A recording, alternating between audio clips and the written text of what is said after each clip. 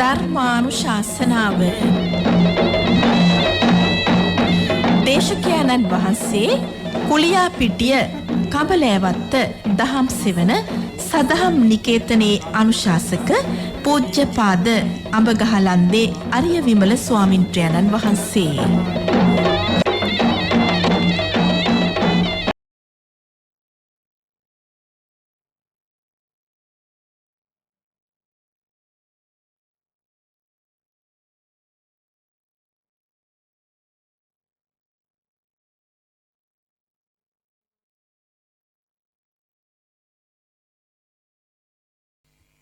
සමන්ත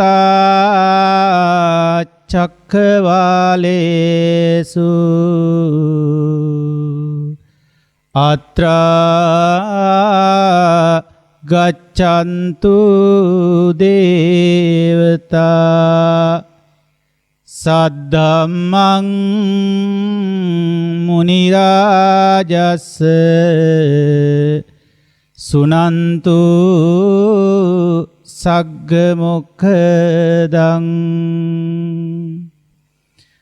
ධම්ම ශ්‍රවණ කාලෝ අයං බදන්තා ධම්ම ශ්‍රවණ කාලෝ අයං බදන්තා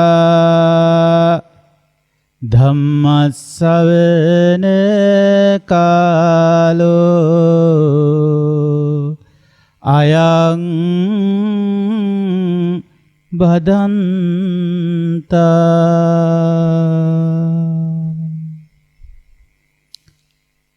තිලෝවග්ග බුදු පියා දෙසූ බණ අසන්නට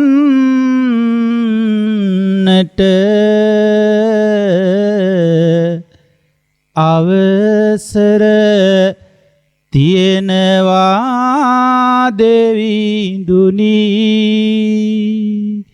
වඩින්නට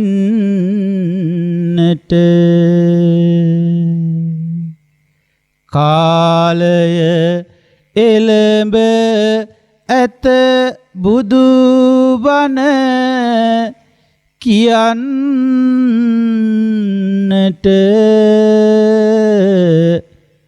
දෙවියොත් වඩිවාං අද බණ අසන්නට දෙවියොත් වඩිවාමෙහි බණ අසන්නට.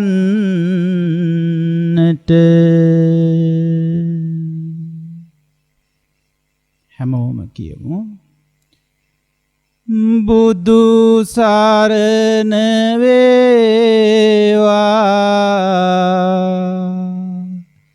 සාන්දහම් සරණ වේවා සංඝ සරණ වේවා මෙතුම් සරණින් ජයම වේවා සාදු සාදු සාදු.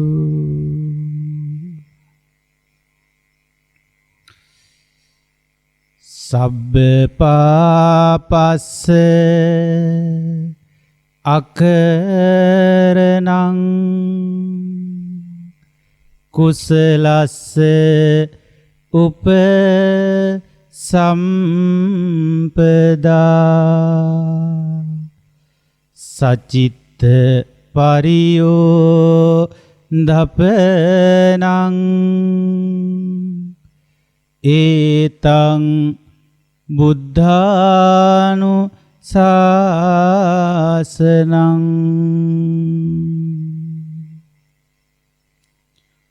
හොඳයි සද්ධාවන්ත වාසනාවන්ත ගුණගරුක පින්වතුනි, අද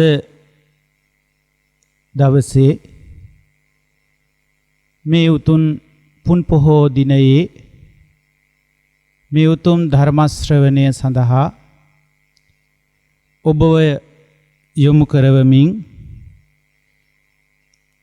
මේ උතුම් පුණ්‍ය කටයුත්ත අද දවසේ සිදු කරනු ලබන්නේ පුංචි විලත්තව කොළඹවත්ත පදිංචි විශ්‍රාමලත් විදුහල්පති හෙන්රි සමරනායක මහත්මයා සහ විශ්‍රාමලත් ලීලා රාජපක්ෂ මහත්මියගේ මූලික දායකත්වය එම පවුලේ පූර්ණ අනුග්‍රහය ඇතිව හැම දිනාටම සම්මා සම්බුදුරජාණන් වහන්සේලාගේ ශාසනික වැඩපිළිවෙල පිළිබඳව ඒ බුද්ධ ශාසනය පිළිබඳව උතුම් ධර්ම දේශනාවකට ධර්ම සාකච්ඡාවකටයි ඔබව සම්බන්ධ කරවන්නට උත්සාහ කරන්නේ.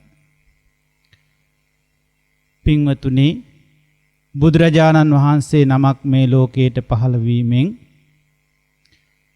අපිට ලබන්නට තියෙන මේ ලෝකයේ උතුම්ම සැනසීම ලැබීමේ වාසනාව අපිට සැලසෙනවා.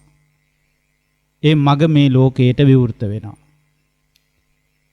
ඒ තථාගතයන් වහන්සේ විසින් මතු කරන ධර්ම මාර්ගය තමයි ලෝකයේ ඒ සම්බුද්ධ ශාසනයක් පවතින කාලයේ මිනිසුන්ට තියෙන උතුම්ම සැනසීම බවට පත් වෙන්නේ. ඉතින් මේ පිළිබඳව හැම කරුණක්ම අපි පැහැදිලි කරන්න අවශ්‍ය නැහැ. මේ පින්නතුන් බොහොම දැහැමිව මේ සම්බුද්ධ ශාසනයේ බොහෝ දේවල් දැන හැඳිනගෙන දහම් මගට ප්‍රවේශ වෙලා ධර්මානුකූල විදිහට ජීවිත ගෙවන්නට වෙරදරන පිරිසක් හැටියට තමයි මේ සියලු දෙනාම අද මේ දහම් කටයුතු වලට පවා සම්බන්ධතාවය දක්වන්නේ. ධර්ම ශ්‍රවණයකට සම්බන්ධ වෙන්නේ. හැම කෙනෙක් තුළම යම් කිසි කුසල ශක්තියක් තියෙනවා. ඒ කුසල සිත තමයි අද ඔබව මේ ධර්ම ශ්‍රවණයට මේ ශාසනික වැඩපිළිවෙලට යම් යම් මට්ටමකින් යොමු කරවන්නේ. ඒ කුසල් සිත් කටයුතු කරන්නේ විදිහටයි. මනුස්ස ලෝකයට අපි පැමිණෙන්නේම යම් කිසි පුණ්‍ය ශක්තියක් කුසල ශක්තියක් අපිට තියෙන නිසා. මනුස්ස ජීවිතය කියලා කියන්නේ ඒ කුසල ශක්තියක විපාකයක්. කුසල විපාකයක්. පුණ්‍ය විපාකයක්. එතකොට එහෙනම් මනුස්ස ලෝකයට ආපු අය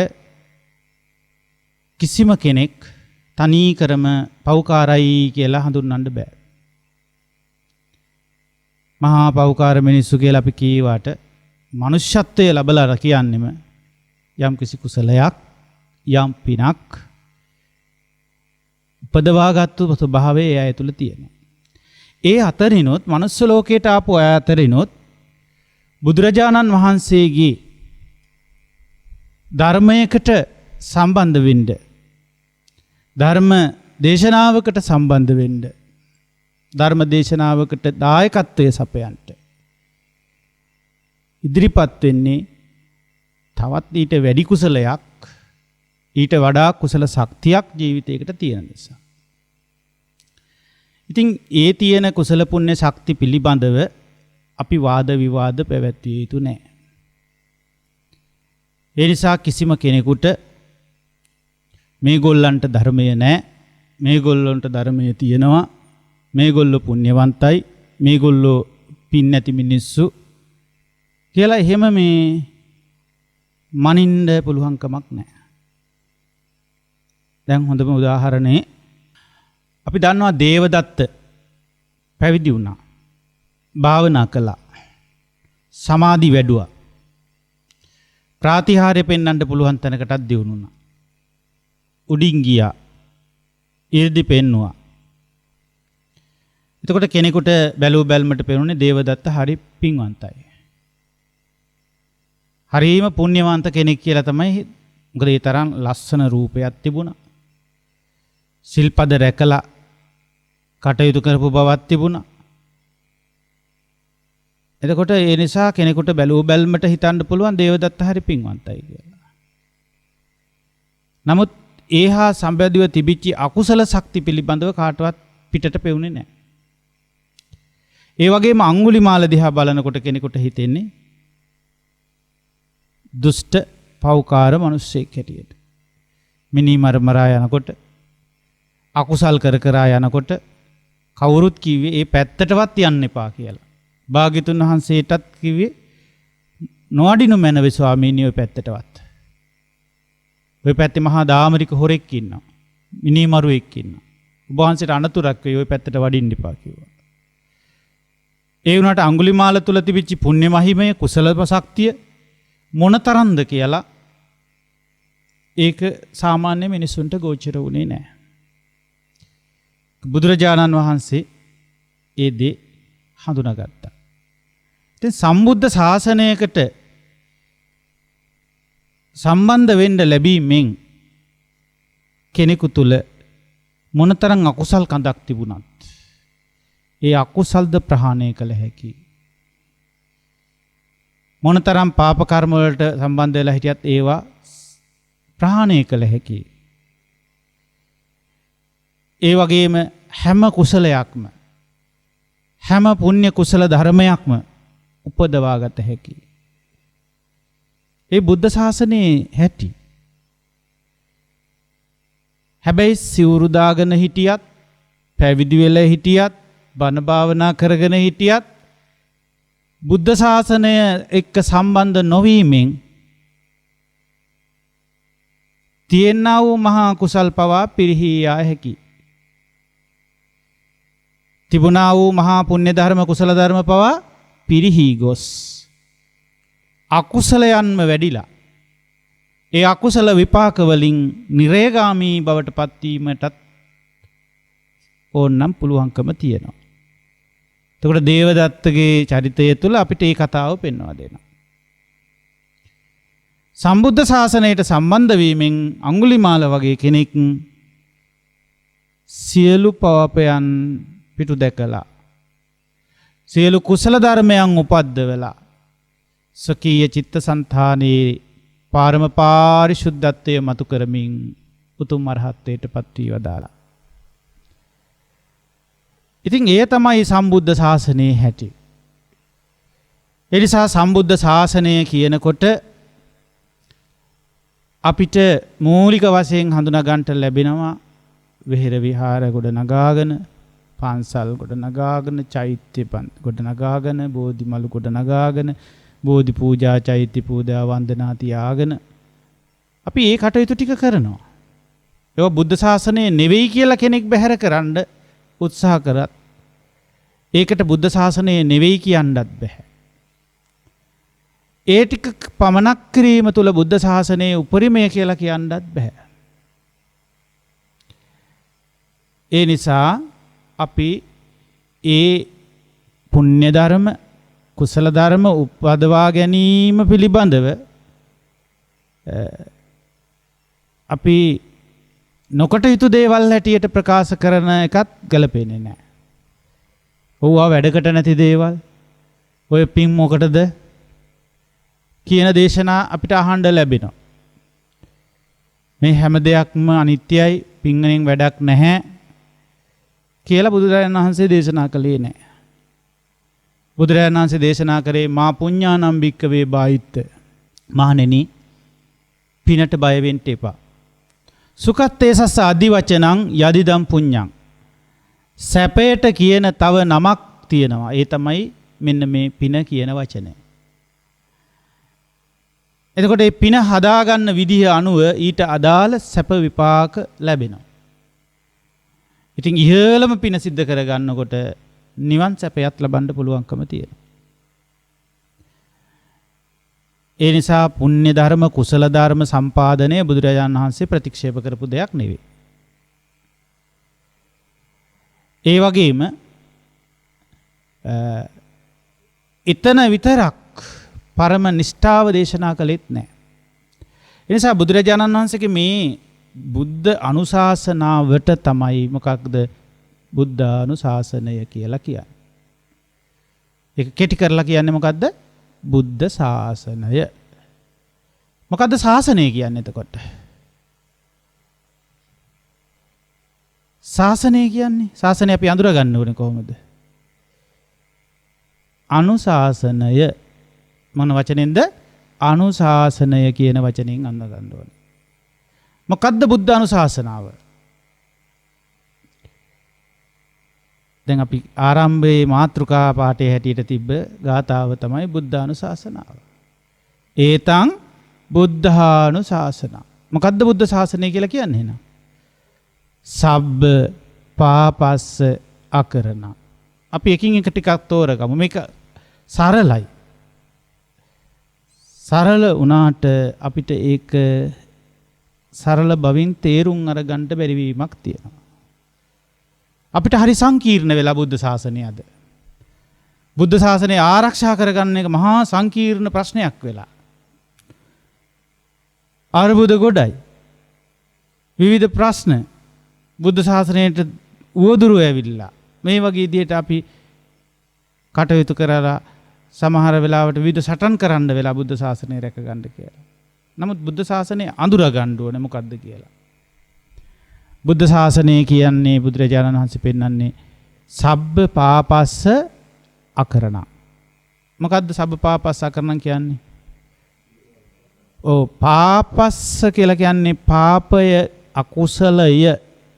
අකරණං කියන්නේ නොකරන්න. සියලු පාප ධර්ම අකුසල ධර්ම නොකර සිටීම.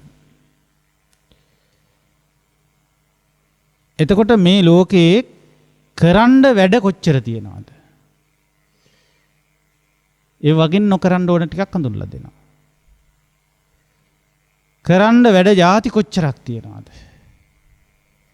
බුදුරජාණන් වහන්සේ දේශනා කරන මේ ලෝකයේ රහතන් වහන්සේ නමක් බවට පත් වෙන්න පෙර ආතුව කරන්න වැඩ තුනක්. කරන වැඩ ಜಾති තුනක්. ඒ තමයි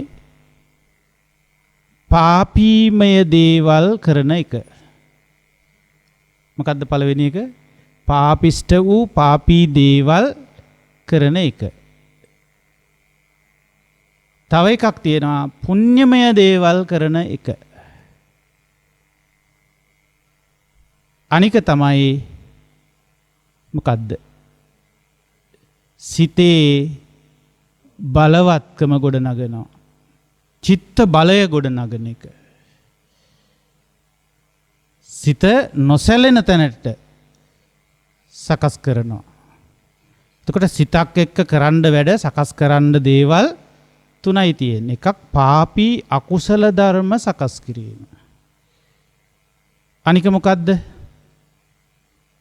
පුණ්‍ය කුසල ධර්ම රැකස් කිරීම. අනික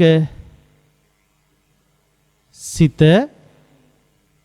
හෙලවන්න බැරි බලවත් වූ තැනකට පත් කරන එක. ඒවට බුදුරජාණන් වහන්සේ දේශනා කරනවා අපුඤ්ඤාභි සංකාර, පුඤ්ඤාභි සංකාර, ආනිඤ්ජාභි සංකාර. හිත විශේෂයෙන් සකස් කරන දේවල්. පැහැදිලිද? එතකොට සාමාන්‍ය ජීවිතයක මිනිස්සු මේ වගේ වැඩිපුර කරන්න පුරුදු වෙලා තියෙන්නේ මොකද්ද?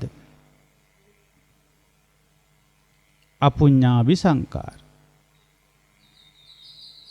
පාපී අකුසල ධර්ම රැස් කරන එක තමයි ගොඩක් අය කරන්නේ.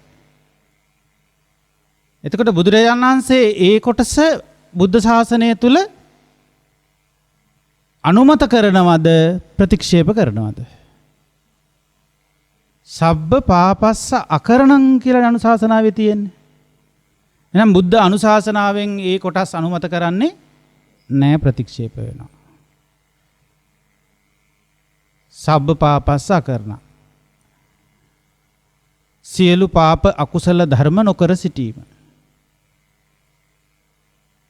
එතකොට ඒ සේරම දේවල් නොකර සිටින්න පුළුවන් තැනකට ඇවිල්ලා ඉවර වෙලා ඊට පස්සේ දෙවෙනි පියවර කීවා නෙවෙයි හැබැයි.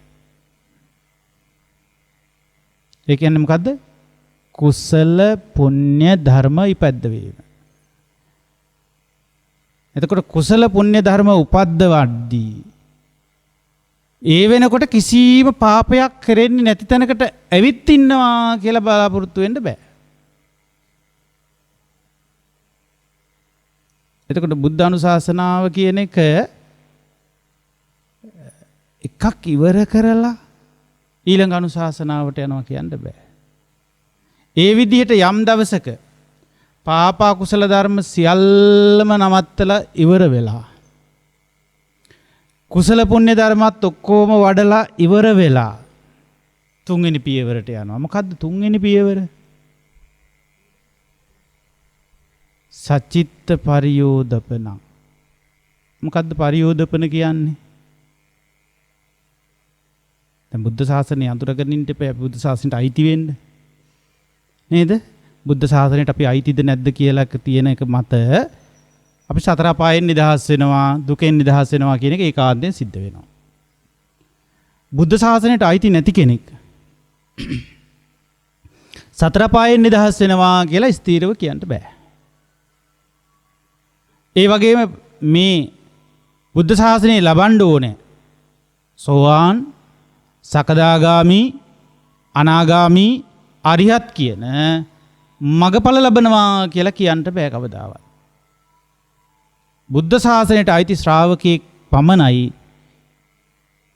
දවසක කියන්නේ කීන නිරයෝම්හි කියලා. මා නිරයශය කළා කියලා බය නැතුව කියන්න පුළුවන් වෙන්නේ එහෙම කෙනෙකුට.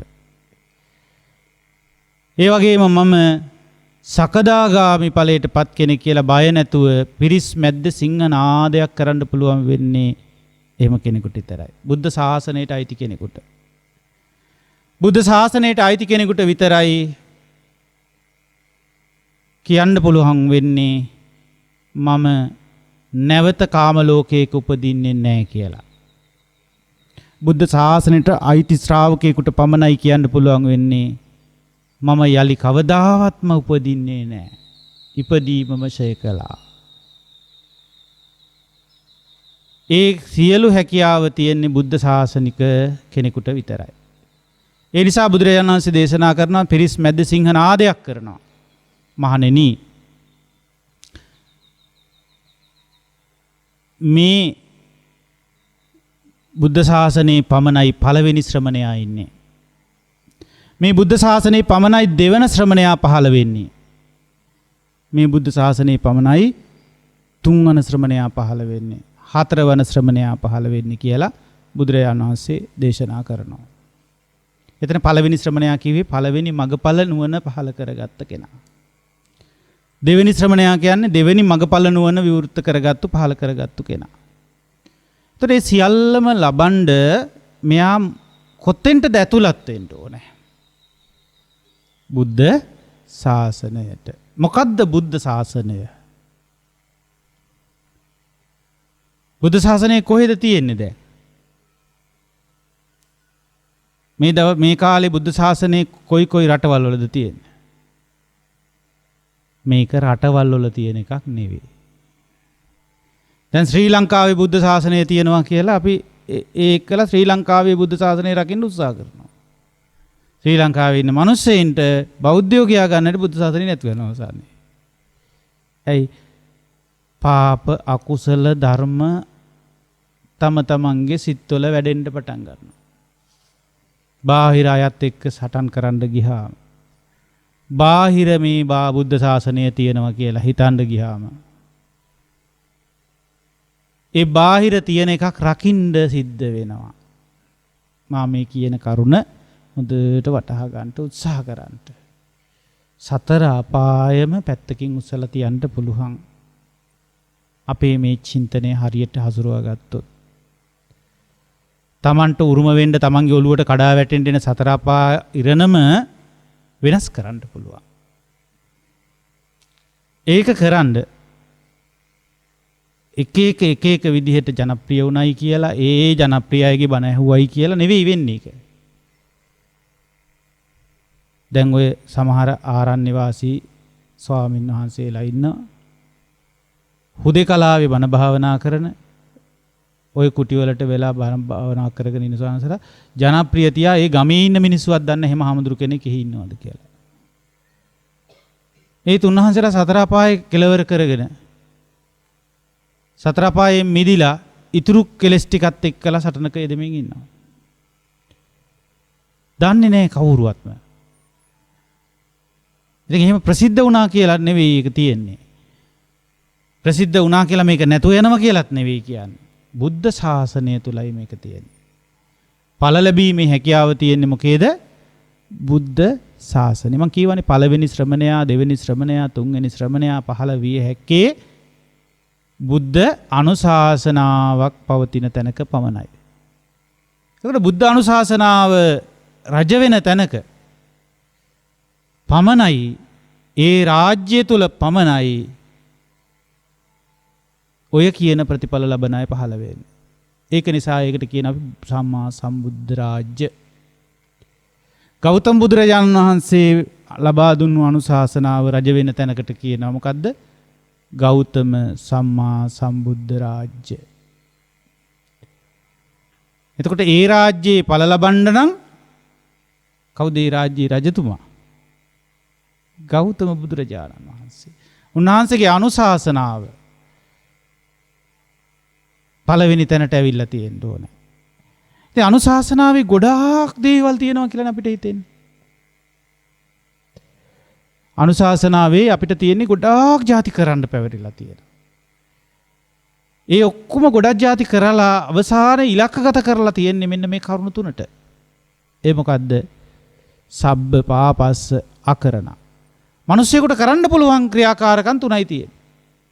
එකක් අපුඤ්ඤාභි සංකාර, අනික පුඤ්ඤාභි සංකාර, අනික ආනිඤ්ඤාභි සංකාර. එතකොට මේ වගේ අපුඤ්ඤාභි සංකාර සම්පූර්ණයෙන්ම බුද්ධ ශාසනයේදී ප්‍රතික්ෂේප වෙනවා.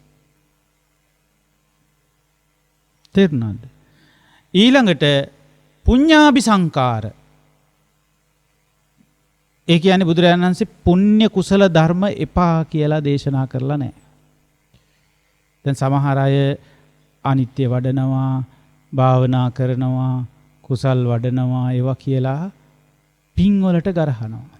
පින්කමක් කරාම ඒකට ගරහනවා. පින හඳුන්වා දෙනකොට පිනට යොමු කරවෙනකොට ඒකත් එක්ක ගැටෙනවා. හැබැයි බුදුරජාණන් වහන්සේගේ අනුශාසනාව එතනින් නතර කරලත් නැහැ. පින එපා කියලාත් නැහැ. පිනෙන් නතර කරලත් නැහැ.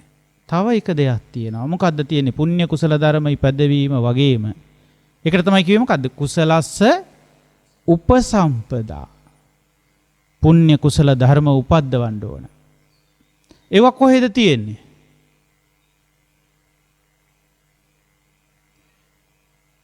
ඒවා කොහෙද තියෙන්නේ? කොහෙද ඒවා උපදින්නේ? පන්සලේ. ඒ කරන්න තියෙන්නේ හිතේ. පාප අකුසල ධර්ම උපදින්නේ ඒත් හිතේ. ඉතින් මේ දෙක උපකාර කරගෙන පාප අකුසල ධර්ම නොකර සිටීමත් පුණ්‍ය කුසල ධර්ම ඉපදවීමත් ඒ කියන දෙකම උදව් කරගෙන අපි මොකද කරන්න ඕනේ? සච්චිත්ත පරියෝදපනං. පරියෝදපනං කියලා කියන්නේ දපනං කිව්වහම සමහර අයට ප්‍රකාශ කරන දමනය කරනවා කියලා. ඒ වුණාට මේකේ නියම තේරුම තමයි මොකද්ද? පරියෝදපන කියන එකේ තේරුම පිරිසිදු කරනවා. පාරිශුද්ධත්වයට පත් කරනවා. මොකද්ද පරියෝදපනේ කරන්නේ? සචිත්ත.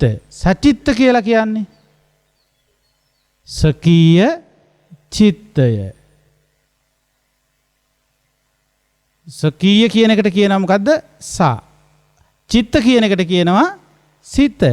එහෙනම් මේ කරන්නේ මොකද්ද? තමන්ගේ සකීය චිත්තය පාරිශුද්ධත්වයට පත් කරන්නට. ඒ තමයි බුද්ධ අනුශාසනාවේ තුන්වෙනි පියවර. තුන්වෙනි පියවර කරන්න අර දෙකම ඉවර වෙනකම්ම ඉන්න ඕනේද? එහෙම එකක් දේශනා කරලා නැහැ. එහෙම එකක් නෙවෙයි තියෙන්නේ මේකේ. ඒක එහෙම එකක් නෙවෙයි කියලා කියන්න කරුණු තියෙන්න එපාය. දැන් ඒක මේ ආම්දුරෝ හිතලා කියනවා වෙන්න පුළුවන්. කෙනෙකුට එහෙම ආම්දුරු කෙනෙකුට හිතලා කියලා ඒ සාසනය පිහිටවන්න බෑ. ඒක බුදුරජාණන් වහන්සේ පිහිටවන සාසනය. එතකොට ඒක එකින් එකකට පස්සේ එකක්ද? එහෙම නැත්නම් ඒ එකට එකටම පවත්තන කටයුත්තක්ද? ඒක දැන් බුද්ධ අනුශාසනාවෙන්ම දැනගන්න ඕනද නැත්නම් කවුරු හරි එක එක්කෙනාගේ මත ටික අහගන්න ඕනද? එකක ඉවර වෙලා ඊට පස්සේ කතාවක්ද මේක? ඒක ඉවර වෙලා ඊට පස්සේ කතාවක්ද මේක? ඒ කියන්නේ හරි ඒක ඉවරයි. ඉතින් ඊට පස්සේ මොකද කරන්න කියන කතාවක්ද? අපි දැන් පාප අකුසල ධර්ම නම් කරන්නේ නැහැ හාමුදුරුවනේ. දැන් අපි මොකද කරන්න ඕනේ? දැන් අපි පින්කනුත් නම් ගොඩක් කරලා තියෙනවා. දැන් අපි මොකද කරන්න ඕනේ? එහෙම කවදාවත් පාප කුසල ධර්ම අවසන් කරන්න බෑ පුණ්‍ය කුසල ධර්ම ගැන නොදන්නා කෙනෙකුට. තේරුණාද? පුණ්‍ය කුසල ධර්ම කියන්නේ මොනවද කියලා නොදන්න කෙනෙකුට පාප කුසල ධර්ම හඳුනා ගන්න විදිහක් නැහැ. මම දැන් මේ විග්‍රහයයි ඔබට ටිකක් මේ බුද්ධ ශාසනය හැටියට කරලා දෙන්න උත්සාහ කරන්නේ. ඒ වගේම සචිත්ත පරියෝදපණං කියන එක තේරෙන්නේ නැති කෙනෙකුට කුසලේ තේරෙන්නේ නැහැ. කුසලේ තේරෙන්නේ නැති කෙනෙකුට මොකද්ද තේරෙනවමද කිව්වේ? පාපය අකුසලය කියන්නේ මොකද්ද කියලා තේරෙන්නේ නැහැ. තේරෙන්නේ නැහැ කොට මෙලෝ දෙයක් තේරෙන්නේ නෙවෙයි. ගොඩාක් ಜಾති තේරෙනවා. ඒ වුණාට මේ කටයුත්ත අවසන් වෙන හැටි තේරෙන්නේ නැහැ. මොන කටයුත්තද? කරන කියන කටයුතු අවසන් වෙන හැටි තේරෙන්නේ නැහැ. කාටද මේව අවසන් කරන්න පුළුවන්? කවුද මේව අවසන් කරන්න කැමති? දැන් මේ බණහන පින්වතුන්ගේ හිත පැත්තක කොනක තියෙනවා අනේ අපිත් හරි කැමති හාමුදුරනේ ඔය මේ කරන කියන හැම දෙයින්ම නිදහස් වෙන්න කියන කතාවත් හිත කොනක තියෙනවා. ඒ වුණාට මේ තියෙන යුතුයකන්ද මේ තියෙන වගකීම්ද මේ තියෙන පැවරෙන පැවරුම් ටිකක් තියෙනවනේ ඔබට. ඉස්සර හරි ඉස්කෝලේ යනකොට පැවරුම් දුන්නට වඩා පැවරුම් දැන් පැවරෙනවනේ. නේද? දැන් වයසට ගියත් අපිට මේ පැවරුම් වලින් නිදහස් වෙන්න පුළුවන්ද? දැන් මේ වයසට ගිහිල්ලා ඉන්න ලෙඩ ඇඳන් වල ඉන්න අයටත් පැවරෙනවා. එක එක දේවල්. දරුවන්ගේ විස්තර හොයලා බලන්න ඕනේ. සතියකට සැරයක්වත් විස්තරයක් දැනගත්තේ නැත්තම්. එයාට එයාගේ හිතෙන් පැවරෙනවා මේ වැඩේ. පැහැදිලිද කියන එක? අපි හිතමුකෝ අපේ පවුල් වලින් ටිකක් වෙන් වෙලා ඉන්න දරු මුණුබුරෝ ඉන්නවා. විදේශීයව ඉන්නවා වෙන්න පුළුවන්. දේශීයව ඉන්නවා වෙන්න පුළුවන්. ඈතක ඉන්නවා වෙන්න පුළුවන්. ඒ වුණාට අපිට ඒ තොරතුරු හොයලා බලන්න කියලා එකක් පැවරෙනවා. මේ ළමයි සතුටින් ඉන්නවද හොඳින් ඉන්නවද ගැටලුවක්ද ප්‍රශ්නයක්ද කියලා හොයලා බලන්න තමන්ගේම හදවත විසින් පවරන ගතියක් නැද්ද? තියෙනවා. එතකොට ඒ කටයුතු එහෙම තියද්දී තව හිතේ කොනක තියෙනවා මේ හැම දෙයකින්ම අපිට නිදහස් වෙලා ඒකාන්ත සැනසීමක් ඇත්නම් කියන තැනකුත් තියෙනවා. ඉතින් ওই දෙකම තව තියෙනවා අපිට. දෙකේ වැඩ ඉවර කරගෙන අර කියන ඒකාන්ත සැනසීමට එන්න විදිහක් නැහැ. ඉතින් මේව උනේ කොහොමද කියලා අපිට තේරුමක් නැහැ. ඒකට හේතුව කල යුතු වැඩ බොහෝ තිබියදී අපිට නිදහස එන්නේ නැහැ. ඇයි? කල යුතු දේ කරලා අවසන් කියන තැනට අපි ඇවිල්ලා නැහැ. කල යුතු දේ කරලා අවසන් ආයත කියන්නේ මොකද්ද? රහතන් වහන්සේලා. ඒගොල්ලෝ කියන්නේ අරහත්ත්වේ ප්‍රකාශ කරන්නේ මම රහත් කියලාම නෙවෙයි. ස්වාමීනි මා කල යුතු දේ කළා. කතං කරණීයං. තවත් නම් කරන්න දෙයක් නැත. නාපරං ඉත්තත්තායාති. මතුවට තව කරන්න දෙයක් නැහැ මට. ඒ නිසා උපදින්න හේතුවකුත් නැහැ. ඒ නිසා කීනා ಜಾති කියන ඉපදීම ෂය කළා කියනවා. එතකොට ඒ ටික කරන්න පුළුවන් උනේ කල යුතු දේ කරලා නිසා. බුදුරජාණන් වහන්සේ කල යුතුයි කියලා පැවරුවා නම් කටයුත්තක් ඒක කරලා අවසන්. මොනවද කල යුතු දේ? කල යුතු දෙයට කියනවා කරණීය දේ, කරණීය ධර්ම. මොනවද කරණීය ධර්ම? කල යුතු දේවල්. පාප අකුසල ධර්ම කරන්න තියෙනවද නොකරන්න තියෙනවද? ඒක නොකර සිටීමත් කල යුතු එකක්. කුසල පුණ්‍ය ධර්ම උපදවන්න තියෙනවා. ඒක කල යුතු එකක්. අනික මොකද්ද? සකීය චිත්තසංතානය පාරිශුද්ධත්වයට පත් කරන්න ඕනේ. පිරිසිදු කරන්න ඕනේ. එතකොට සිත පිරිපහදුවට පත් කරන පිරිසිදු කරනවාට කියනවා මොකද්ද? පරියෝදපන. තව එකට වචන කියනවා. හොඳට විසුද්ධියකට පත් කරනවාට, සුද්ධ භාවයට පත් කරනවාට කියනවා විසුද්ධිය කියලා. ඒ හින්දා විසුද්ධිය හරියටම කරන්න මාර්ගයක් ඕන නම් ඒ මාර්ගයට කියනවා විසුද්ධි මාර්ගය කියලා. ඔය අපි මේ සරලව තේරුම් ගන්න නැති නිසා අපිට මේ ධර්මයේ ගැඹීර වෙලා තිබුණට කියන්නේ සරලව කළ හැකි කතාවක්. විසුද්ධියට මග මොකද්ද? විසුද්ධි මාර්ගය. ඒත් ඒක එක එක පියවරවල් ගැන කතා බස් කරලා තියෙනවා. ඉතින් මේකේ අපි තේරුම් ගන්න උත්සාහ කරන්නේ බුද්ධ ශාසනය කියන එක. විසුද්ධි සේරම අපි විග්‍රහ කරන්න බලාපොරොත්තු වෙනව නෙවෙයි. එක දවසකින් එක කරන්න අපහසුයි. ඒ වුණාට මේ ඒ චිත්තසංතානයේ පරම පාරිශුද්ධත්වයට පත් කර ගැනීම කියලා කියන එක අඳුනා ගන්න ඕනේ අපි දැන්. යම් තරමකටවත් අඳුනා ගන්න ඕන. කුසල කියන්නේ පුණ්‍ය, කුසල් පින් කියන්නේ මොකද්ද කියලා යම් තරමකටවත් අඳුනා ගන්න ඕනේ. එතකොට පාපය මොකද්ද, අකුසලය මොකද්ද කියලා යම් තරමකට හරි අඳුර ගන්න ඕනේ. එහෙම නැද්ද? එහෙම වෙන්න ඕනද නැද්ද?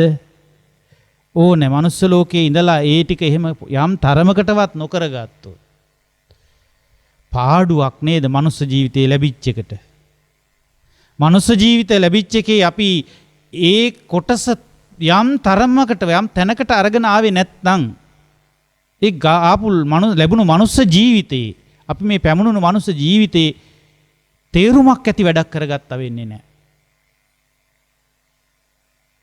එහෙනම් කොයි තරමටවත් අඩු ගානේ ඕනේ කියලාද හිතෙන්නේ? මට නම් හිතෙන්නේ ආයේ මනුස්සාත්ම භාවය අහිමි නොවන තරමටවත්. මොකද මේ මනුස්ස ජීවිතේ කරන්න තියෙන හැම හොඳ වැඩක්ම කරලා අර ධර්මාශෝක රජතුමාට උනා වගේ ගිහිල්ලා හිමාල වනයේ භූත පිඹුරෙක් වෙලා ඉපදුනානේ එතුමා. මනුස්ස ජීවිතයක කරන්න තියෙනවයි කියලා කියන අහලා තියෙන දැනගෙන තියෙන තේරුම් අරගත්තු හැම දෙයක්මත් කළානේ. දරුවෝ දෙන්න පැවිදි කළා. ඊළඟට පවුලකට දෙහිකට ගමකට දෙහිකට නෙමෙයි බණ කියලා දුන්නේ. එක බණක් නෙවෙයි කියලා දුන්නේ. අදටත් බණ ලක්ෂ කෝටි ගාණක් බණ කියන ඒවා කියන්න පුළුවන් වෙන විදිහට හාමුදුරුවෝ බිහි වෙන්න. බණ කියන ගිහි පැවිදි පිරිස් බිහි වෙන්න පුළුවන් විදිහේ බුද්ධ ශාසනය කියන්නේ මොකද්ද කියන පණිවිඩය එක රටකට නෙවෙයි රටවල් ගණනාවකට ව්‍යාප්ත කෙරුවා. එහෙනම් මේ ධර්ම ප්‍රචාරය ගැන හිතනකොට අපි මොකද්ද කරලා තියෙන ධර්ම ප්‍රචාරය? දැන් අපිත් මේ ධර්ම ප්‍රචාරයේ කටයුත්තකට අනුග්‍රහයක් නැද දක්වන්නේ. ධර්මාශෝක රජතුමා දේ කටයුත්ත අපිට වඩා හොඳින් කරලා තියෙන්නේ. අපිද එතුමාට වඩා හොඳට මේ ධර්ම ප්‍රචාරය කරලා තියෙන්නේ. මොකද හිතෙන්නේ? බලන්න ඊළඟට ධර්මාශෝක රජතුමා රහතුන් වහන්සේලාට දන් බෙදුවා. ධර්ම සංගායනාවක් පවත්වලා බුද්ධ ශාසනය පිරිසිදු කෙරෙව්වා. තුන්වෙනි ධර්ම සංගායනාවේ මූලිකත්වය ගත්තා. එතකොට ඒවා සේරම කරලා එනකොට එතුමා කරගත්තු පින්කඳ කොච්චරද? තේරුණාද කියන එක. ඒ තරමකට යම් තරමකට කරගත්තද නැද්ද? ඒ තරම ඇද්ද? ඒ තරමට ඒ ප්‍රමාණයට බැරුව ගියා සතර පාය නිදහස් වෙන්න. සමහර උපාසක ඇත්තෝ පුංචි දෙයක් ඔය පූජා කරගෙන රොටි කෑල්ලක් පිට්ටු කෑල්ලක් පූජා කරගත්තු. සමහර අහිංසක අසරණ දුප්පත් අම්මලා තාත්තලා සතර අපා දුකින් නිදහස් වෙලා සුගතිගාමී වුණා. දිව්‍ය සැප සම්පත් ලබන තැනට ගියා. එතකොට මේකේ බලන්න කොයි තරමට මේ හිතේ පාපය දුරු වෙන්න ඕනේද? අකුසලයේ දුරු වෙන්න ඕනේද? ඒ වගේම කොයි තරමකට කුසලයේ පුණ්‍ය දක්තිය වැඩෙන්න ඕනේද? හිතෙත් මොනවා හරි පිරිසිදු බවක් හැදෙන්න ඕන කියලා දැන් තේරෙනවා ඇති මේකට. හිත පිරිසිදු කරගන්න බැරි විච්ච ප්‍රශ්නයක් නිසා අපි අහලා තියෙනවා ධර්මාශෝක රජතුමාට පොඩි දෙයක් නිසා හිත අමනාපයටපත් වුණා. අපිරිසිදු බවටපත් වුණා. ද පිරිසිදු බවටපත් වුණාද? එයාගේ බිසව පවන් සලන්න ගත්ත අවසාන මොහොතේ. පවන් සලන මොහොතේදී වටහපත පොඩ්ඩක් අතේ වැදුනා. එතකොට හිත පිරිසිදු වුණාද හිත අපිරිසිදු වුණාද? පොඩ්ඩක් පවන් සලනට වටහපත පොඩ්ඩක් වදිනකොට මොකද වුනේ? හිත අපිරිසිදු වුණා. අපිට වෙන්න බැරි දෙයක්ද වෙන්න පුළුවන් දෙයක්ද?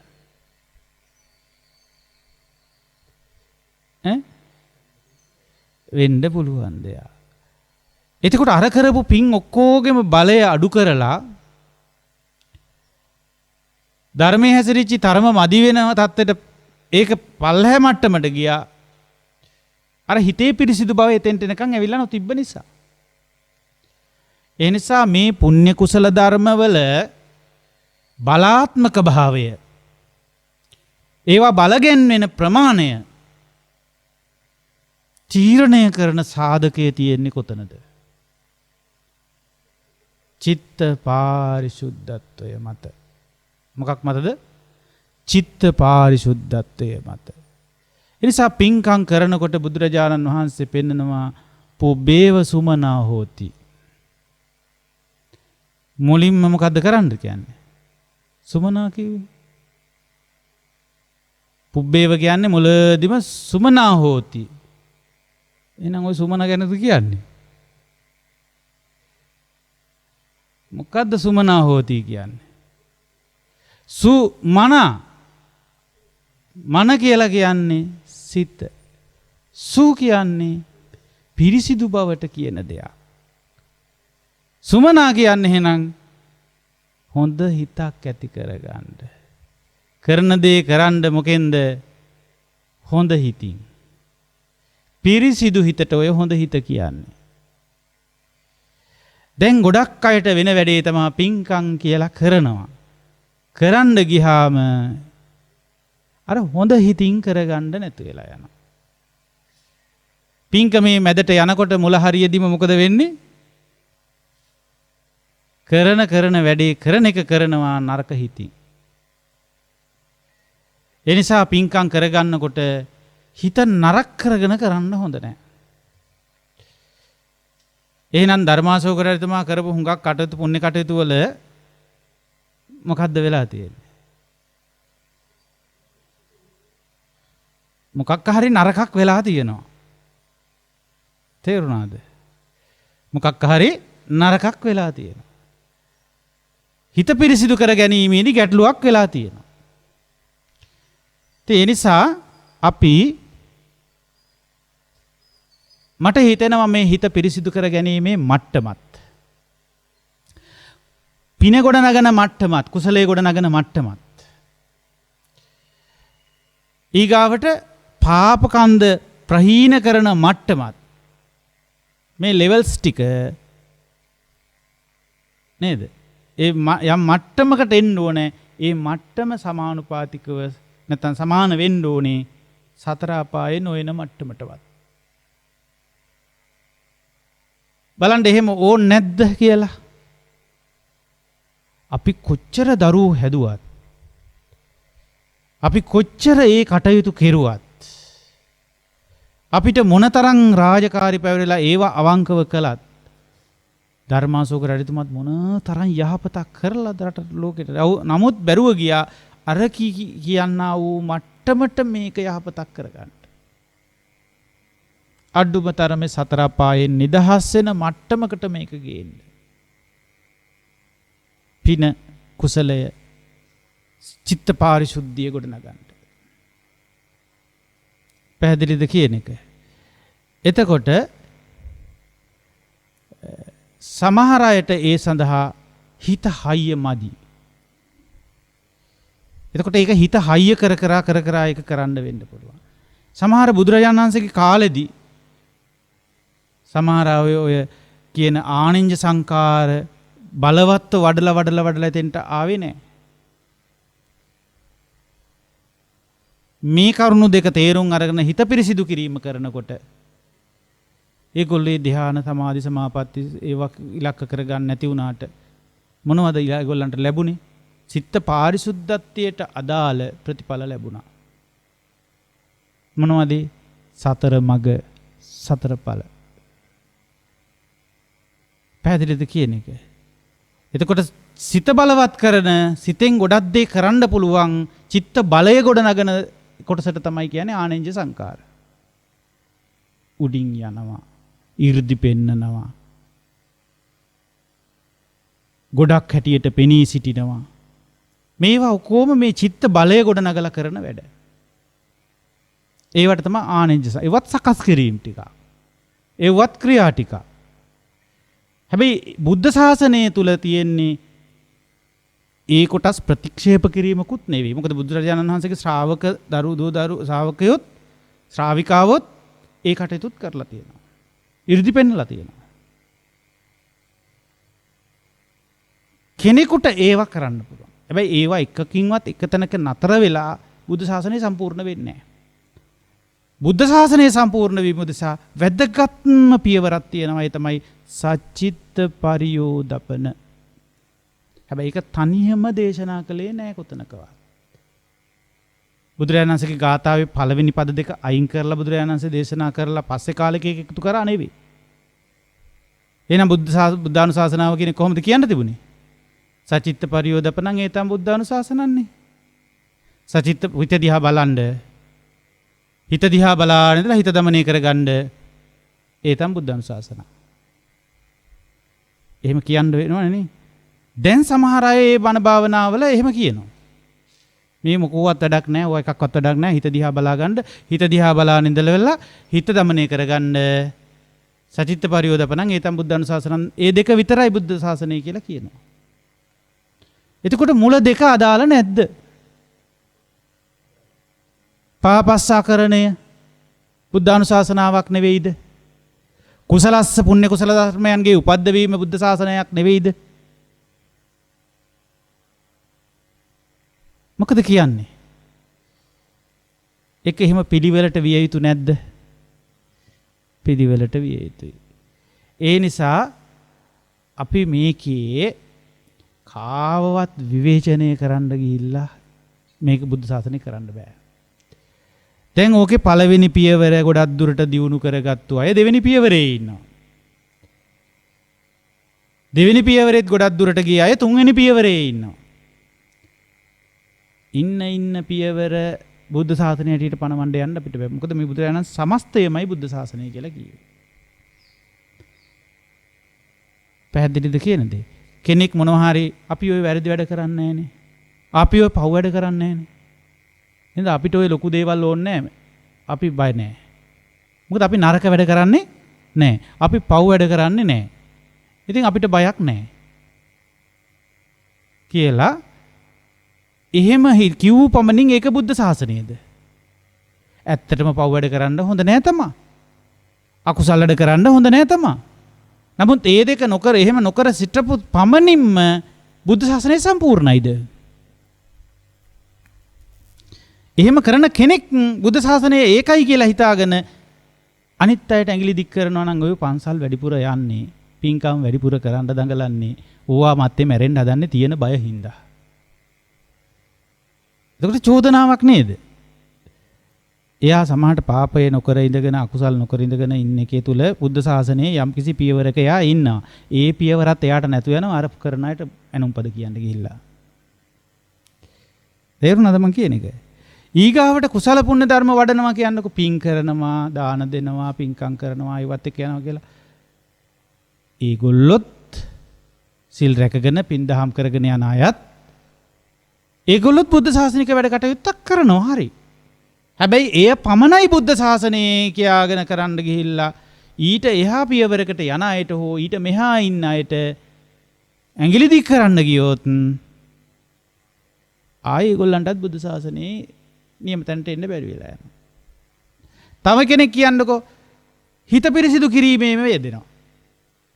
උදේ ඉඳලා රැ වෙනකම් භාවනාවම කියන එකේ හිත දිහා බලාගෙනම ඉඳගෙන ඉන්න ඕනෙත් නෑ මේක හිටගෙන ඉන්න ඕනෙත් නෑ ඕන එකක් කමක් නෑ හැමතිස්සෙම හිත දිහා බලාගෙන හිත පිරිසිදු කරගෙන ඉන්නවා ඒක තමයි මේ නිවන් මඟ කියලා ඒක කරනවා කියන්නකෝ. ඒක බුද්ධ ශාසනේ අර මිනිස්සු මොනවාද මේ කරන්නේ කියලා ඇඟිලි දික් කෙරුවොත් ඒගොල්ලන්ටත් බුද්ධ ශාසනේ නැති වෙනවා.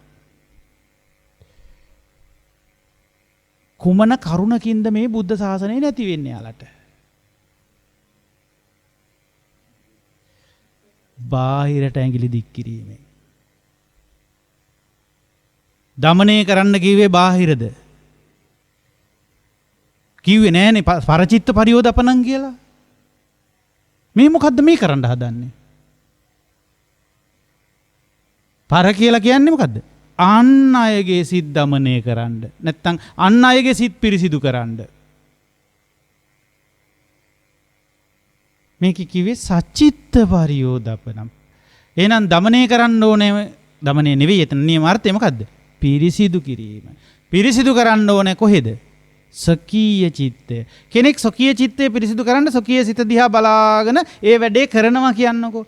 කරන ගමන් අනිත් අයට කියනවා ඒගොල්ලෝ බුද්ධ ශාසනයේ නෙවෙයි ඉන්නේ කියලා. එතකොට ආයෙ ඇඟිල්ල දික් කරන්නේ කාටද?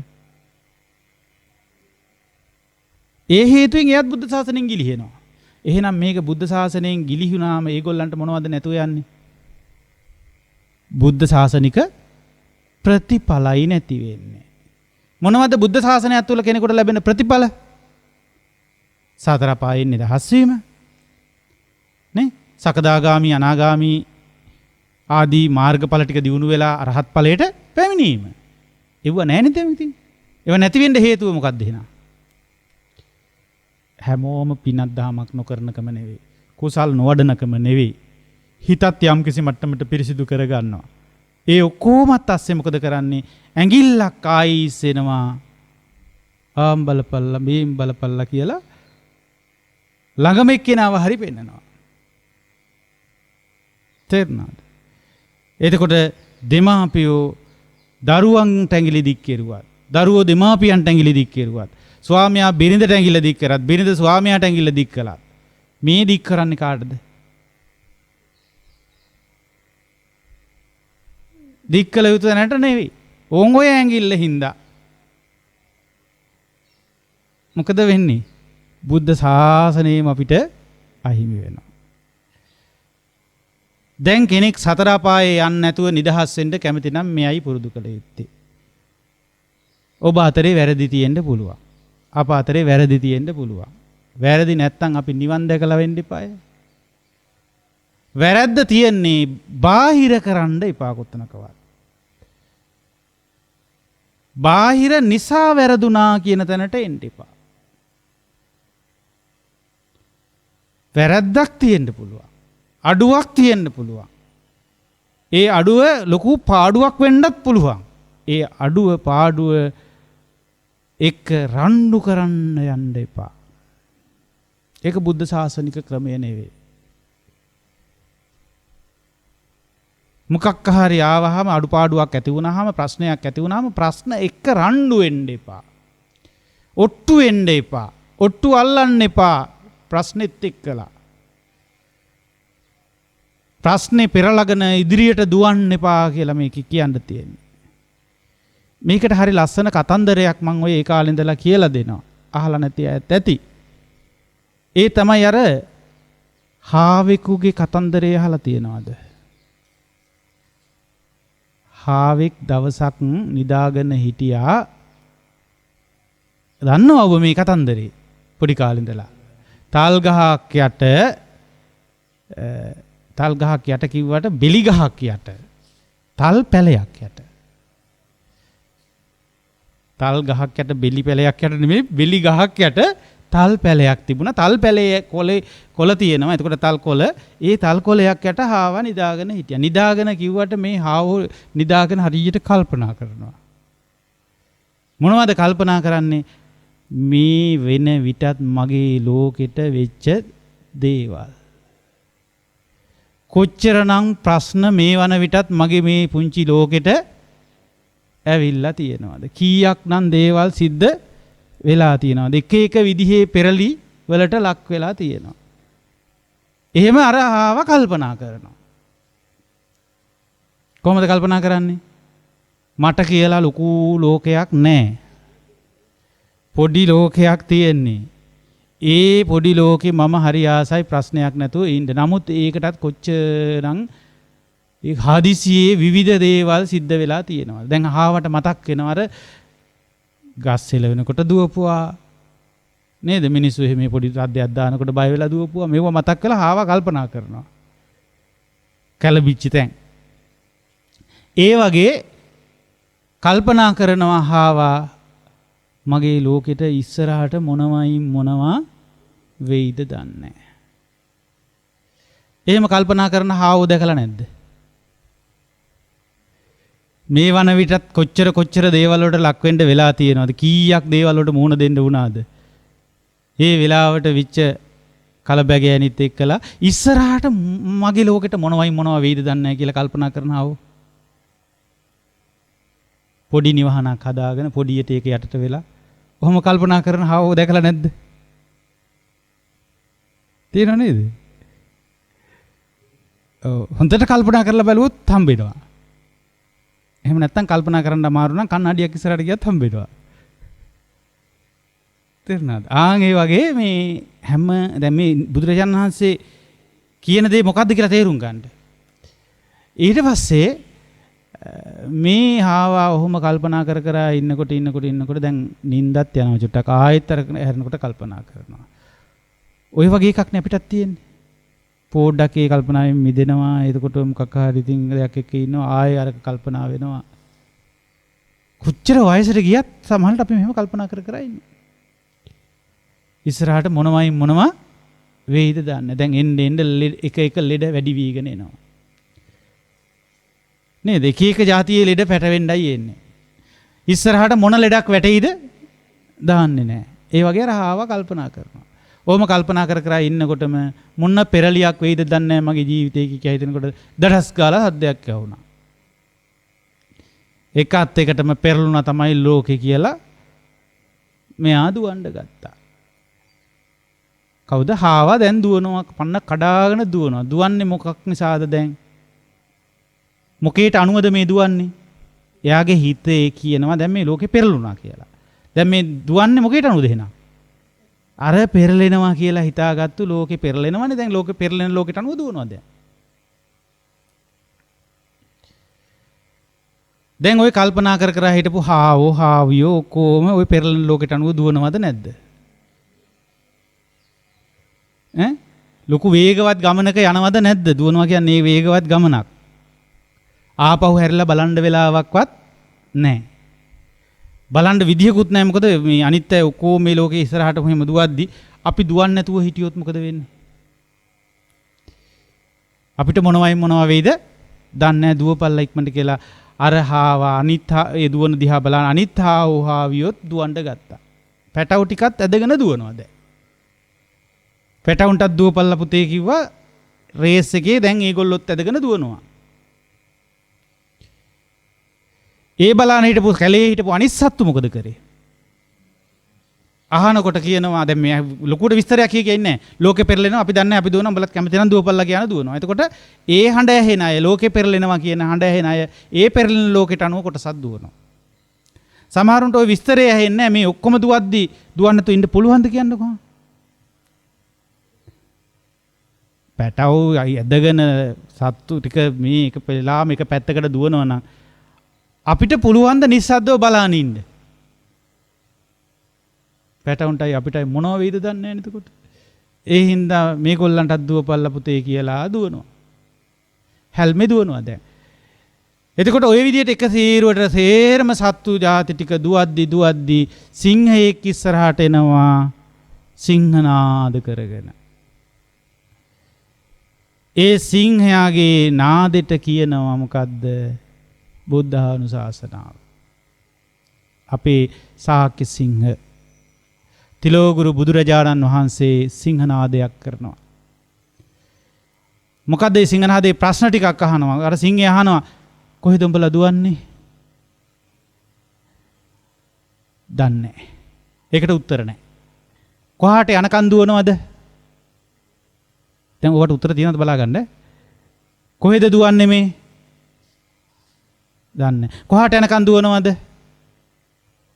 කවද්ද වෙනකන් දුවනවද? කොතනින්ද ඔක අවසන් වෙන්නේ? මේ දුවන ගමන මම යහන්නේ. පෙරලෙන ලෝකෙත් එක්ක ඉස්සරහට යනවනේ දැන්. ඉතින් පෙරලි යන ලෝකයට අනුව අපි දුවනවා. ඉස්සර දුවපු විදිහට නෙමෙයි දැන් දුවන්නේ. ලෝකයේ සිදුවෙන පෙරලිත් එක්කලා ඉස්සරහට දුවලා බලනවා කවද්ද සැනසෙල්ලක් තියෙන්නේ කියලා. සිංහයා අහනවා දැන් කවදද ওই විදිහට දුවලා ඉවර වෙන්නේ? ඔය දුවන ගමනට එහෙම ඇහුවට හරියන්නේ නැහැ. ඇයි ඔය දුවන්නේ කියලා අහනවා. අන්න එතකොට චූටි උත්තරයක් හම්බ වෙනවා. මොකද්ද? මේ කට්ටිය දුවපු හින්දා තමයි දුවන්නේ. ඊට පස්සේ කට්ටිය දිව්වා කියන දැන් එතන දැන් ඉස්සරහාම දුවන හයියෙම දුවන කෙනෙක් අස්සෙක් ඉන්නවා කියන්නකෝ. අස්සෙ ඉස්සරලා දුවනවනේ ඉතින්. අස්ස කුලප්පු හැදිච්ච අය අදත් ඉස්සරහට දුවනවනේ පැනගෙන. නේද? එතකොට ඒ වගේ සතෙක්ගෙන් අහනවා ඈ අස්සෙව. ඇයි උඹ දුවන්නේ? මේ ගුණා තමයි මට කිව්වේ දුවන්න කියලා. ඉතින් මාත් මොකද කරන්නේ දැන් මේ? කොහෙද යන ගොනෙක් කියපු එකක් පස්සේ දුවනවා. ගුණාගෙන් නෑ ගුණ උඹට දුවන්න කිව්වේ කවුද? මේ බූරුව තමයි කිව්වේ. එහෙම අහගෙන එනවා. එනකොට අවසානයේ අහුවෙන්නේ කවුද? අර හාවා. හාවට කියනවා කිව්වහම කවුරුවත් කියලා නෑ දැන් එයාට මට ඇහුණා ලෝකේ පෙරලෙන සද්දේ. යම් බලන්න අනේ බෑ කියනවා. ආපහු යන් කිව්වහම දැන් කවුද මේ ගමනේ ආපහු යන් කිව්වහම කැමති? මේ දුවන ගමන ඔහොම නවත්තමු. නවත්තලා අපි මේක හොයාගෙන යන් මුල සුල මුල හොයාගෙන යන් කිව්වොත් එහෙම කැමති කවුද? ඒ කාලෙත් ඒ සත්තු ටික කැමති වුණේ නෑ. ඒ කාලෙත් අනේ මේ ඔය සිංහයාගේ කතා අහගෙන අමාරුවේ වැටෙන්න අපිට බෑ. දුවපල්ලා කියලා දිව්වා. ඒ දුවපු පිරිසක් තමයි මේ ඇවිල්ලා ඉන්නේ. එදා සුළු සත්තු කොටසක් සිංහයා කියපු දේ සිංහයා ගැන බයක් සිංහයා නිසා බය නැති වුණා ඒගොල්ලන්ට. කියලා සිංහයාගේ පිටිපස්සෙන් ආපහු ඇරලා අර පෙරලිය සිද්ධ වෙච්ච තැනට ගියා. ඒ පෙරලිය සිද්ධ වෙච්ච තැනට හිමින් බයි ගහි යනකොට හාවට තේරුණා. මොකද්ද තේරුනේ? ඔය පෙරලිච්ච ලෝකයක් නැහැ. බෙලි ගෙඩියක් නම් වැටිලා තියෙනවා. එතකොට මේ ලෝකේ පෙරළුනේ කොහෙද කියලා හාවට තේරුණා. මම මෙච්චර කඩාන බිඳගෙන දුවන්න තරමට පෙරලිච්ච ලෝකේ තියෙන්නේ ඒ ලෝකේ පෙරලිය සිද්ධ වුණේ මගේ හිතේ. හිතේ පෙරලිච්ච ලෝකත් එක්කලා මේ ඉස්සරහට දුවලා තියෙන්නේ. මේ සිංහයා මට මේ ටික නේද මේ ඒත්තු ගැන්නුවේ. එහෙනම් සිංහ නාදයෙන් අපිට බුදුරජාණන් වහන්සේ දේශනා කරන්නේ මේ බාහිර වගේ පෙනෙන පෙරලිත් එක්කලා දුවන්න එපා. බාහිරින්නේ දැන් ওই සද්දේ ඇහෙන්නේ. ඒ වුණාට සද්දේ ඇහුණාට හිතේ තමා පෙරලිය සිද්ධ වෙන්නේ. ඒ හිතේ සිද්ධ වෙච්ච පෙරලිය අරගෙන බාහිරට ගලපලා බාහිරත් එක්කලා බාහිර සත්තු පුද්ගලයෝ ඔක්කොම එකතු වෙලා මේ හැල්මේ දුවන ගමනෙන් කවදා විමුක්තියක් හම්බෙයිද? බුද්ධ ශාසනය තියෙන්නේ ඒ අතට දුවන ගමනක් නෙවෙයි. ඒ ලෝක සත්වයෝ දුවන්නා වූ ගමනට අනුව දුවන ගමනක් නෙවෙයි. ඒක අනුසෝතගාමී ගමනක්. බුදුරජාණන් වහන්සේ දේශනා කරන්නේ කුමක්ද? පටිසෝතගාමී ගමනක්. අර සත්තු ටිකත් එක්ක අනිත් පැත්තට ගියේ. අනිත් පැත්ත කිව්වේ මොකද්ද මේ? සුල මුල හොයාගෙන යන ගමනක්. සිද්ධියක් වෙනකොට ඒ සිද්ධියේ සුල මුල හොයන්න. ඕන තරම් අපිව ඉස්සරහට ඇදගෙන තරහෙන් කේන්තියෙන් වෛරයෙන් පැසව ඉදිරියට ඉස්සරහට දුවන විදිහට සිද්ධ වෙනවා. ඒ සිද්ධිවල සුල මුල අපි හොයන්නේ නැහැ. සුලක් මුලක් මට වැඩක් නැහැ දැන්. ඒකේ ඇත්ත මොකද්ද කියලා හොයන්නේ නැහැ. අර ඒ වෙලාවට හිතෙන් හැදිච්ච දේත් එක්කලා ඉදිරියට දුවලා ලොකු වැරදි දේවල් හිතේ හදාගෙන සෑහෙන දුර යනවා මේගොල්ලෝ. සත්‍යයෙන් ගොඩාක් ඈතට යනවා. ඒ වෙලාවට සිද්ධ වෙච්ච සිද්ධිය මොකද්ද කියලා හරියට සුල මුල හොයලා බැලුවා නම් අපි මේ වන විට ගොඩාක් හොඳ තැනකට, හොඳ දෙයකට, හොඳ බුද්ධ ශාසනික ගමනකට අවතීර්ණ වෙලා. පැහැදිලිද මං කියන එක? ඉතින් ආන්නේ ඒක ටික ටික කරගන්න මේ චිත්ත පාරිශුද්ධත්වය අඳුරගන්න වෙනවා. හිතේ පිරිසිදු බව ගොඩනගන්න වෙනවා. ගොඩනගන්න තියෙන්නේ ඔන්න ඔය ගමනෙන්. මොන ගමනෙන්ද? අනුසෝතගාමී නොවන ගමනකින්. අනුසෝතගාමී ගමන කියලා කියන්නේ සාමාන්‍ය ලෝකයා ගමන් කරන ගමන. අපි යන්න ඕනේ සාමාන්‍ය ලෝකයාගේ ගමනට ප්‍රතිවිරුද්ධ පැත්තට. පැහැදිලිද? මේක සරලයි කියලා හිතන්න එපා. ඒ කියන්නේ දැන් මේක ඔබට තේ කිව්වහම සාමාන්‍ය ලෝකයා දම්පින්කම් කරනවා. අපි අනිත් පැත්තට යනවා. පන්සලින් දාන මාන දීප හොරකම් කරගෙන යනවා. ඒ සාමාන්‍ය ලෝකයා කරන එකක්ම තමයි ඒක.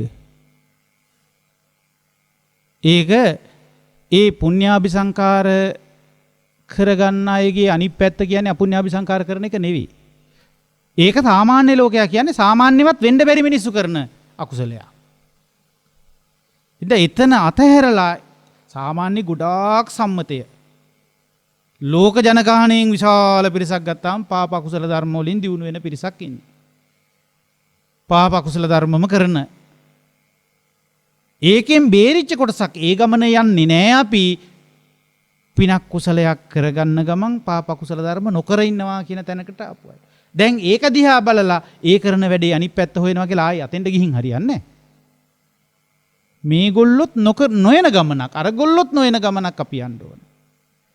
මොකද්ද? හිත හයිය කරගන්න.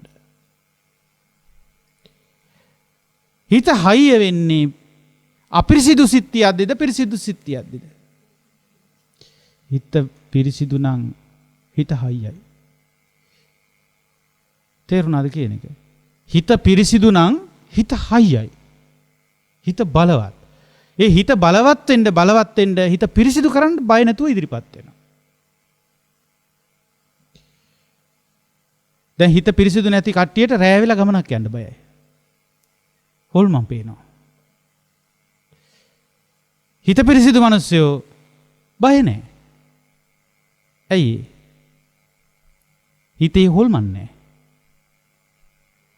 හිතේ තියෙන හොල්මන් තමයි ඔය පිටින් පේන්නේ.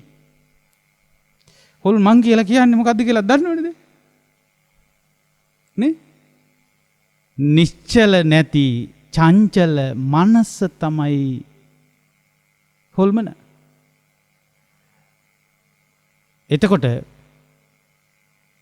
අපි හිතමුකෝ පොල්ලත්තක් වැනෙනවා.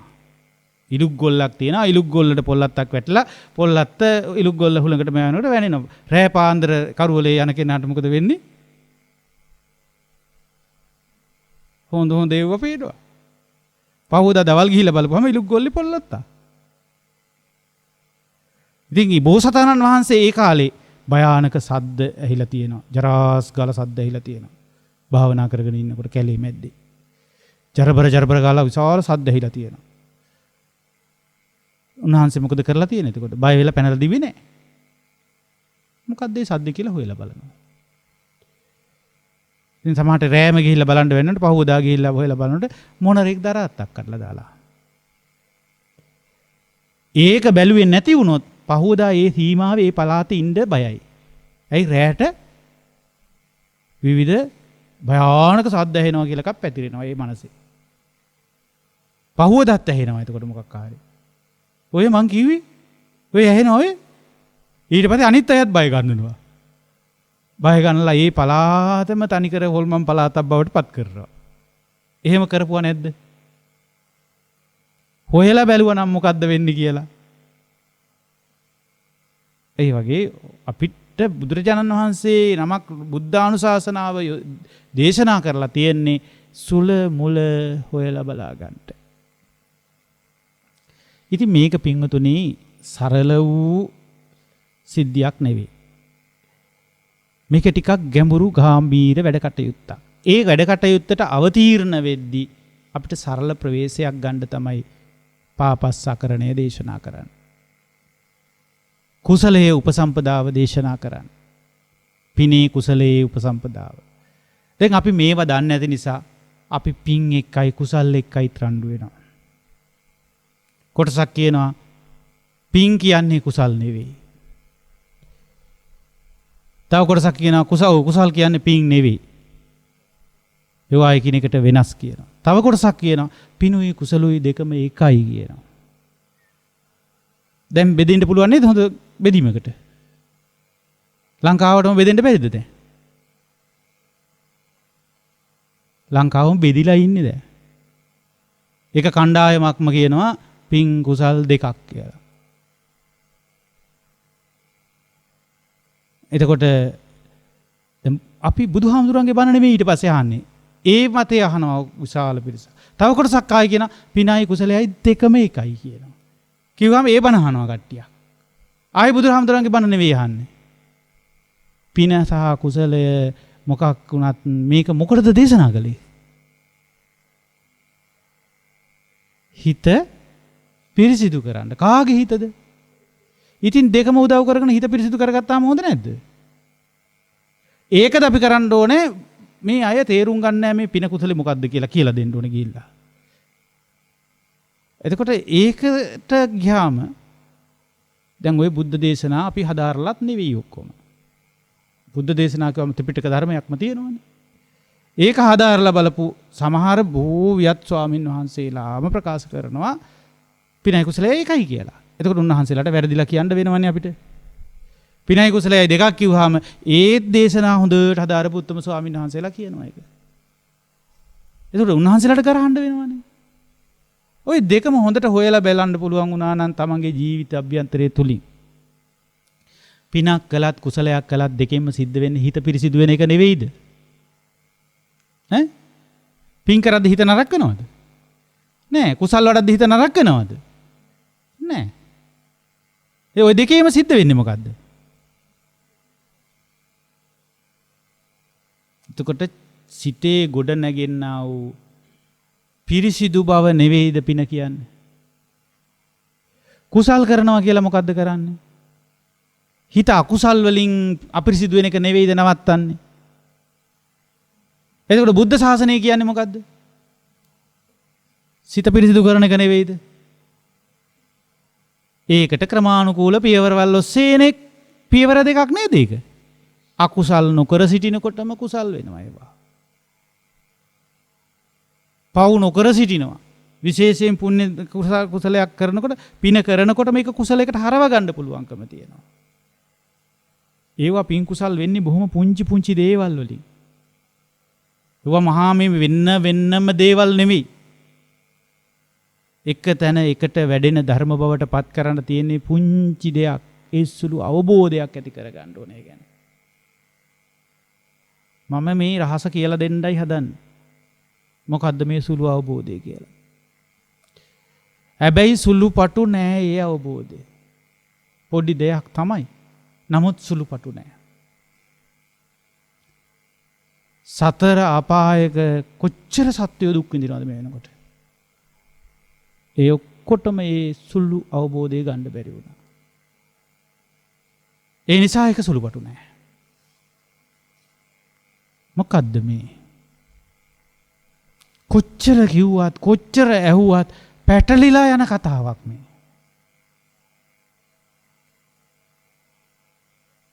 ඒ තමයි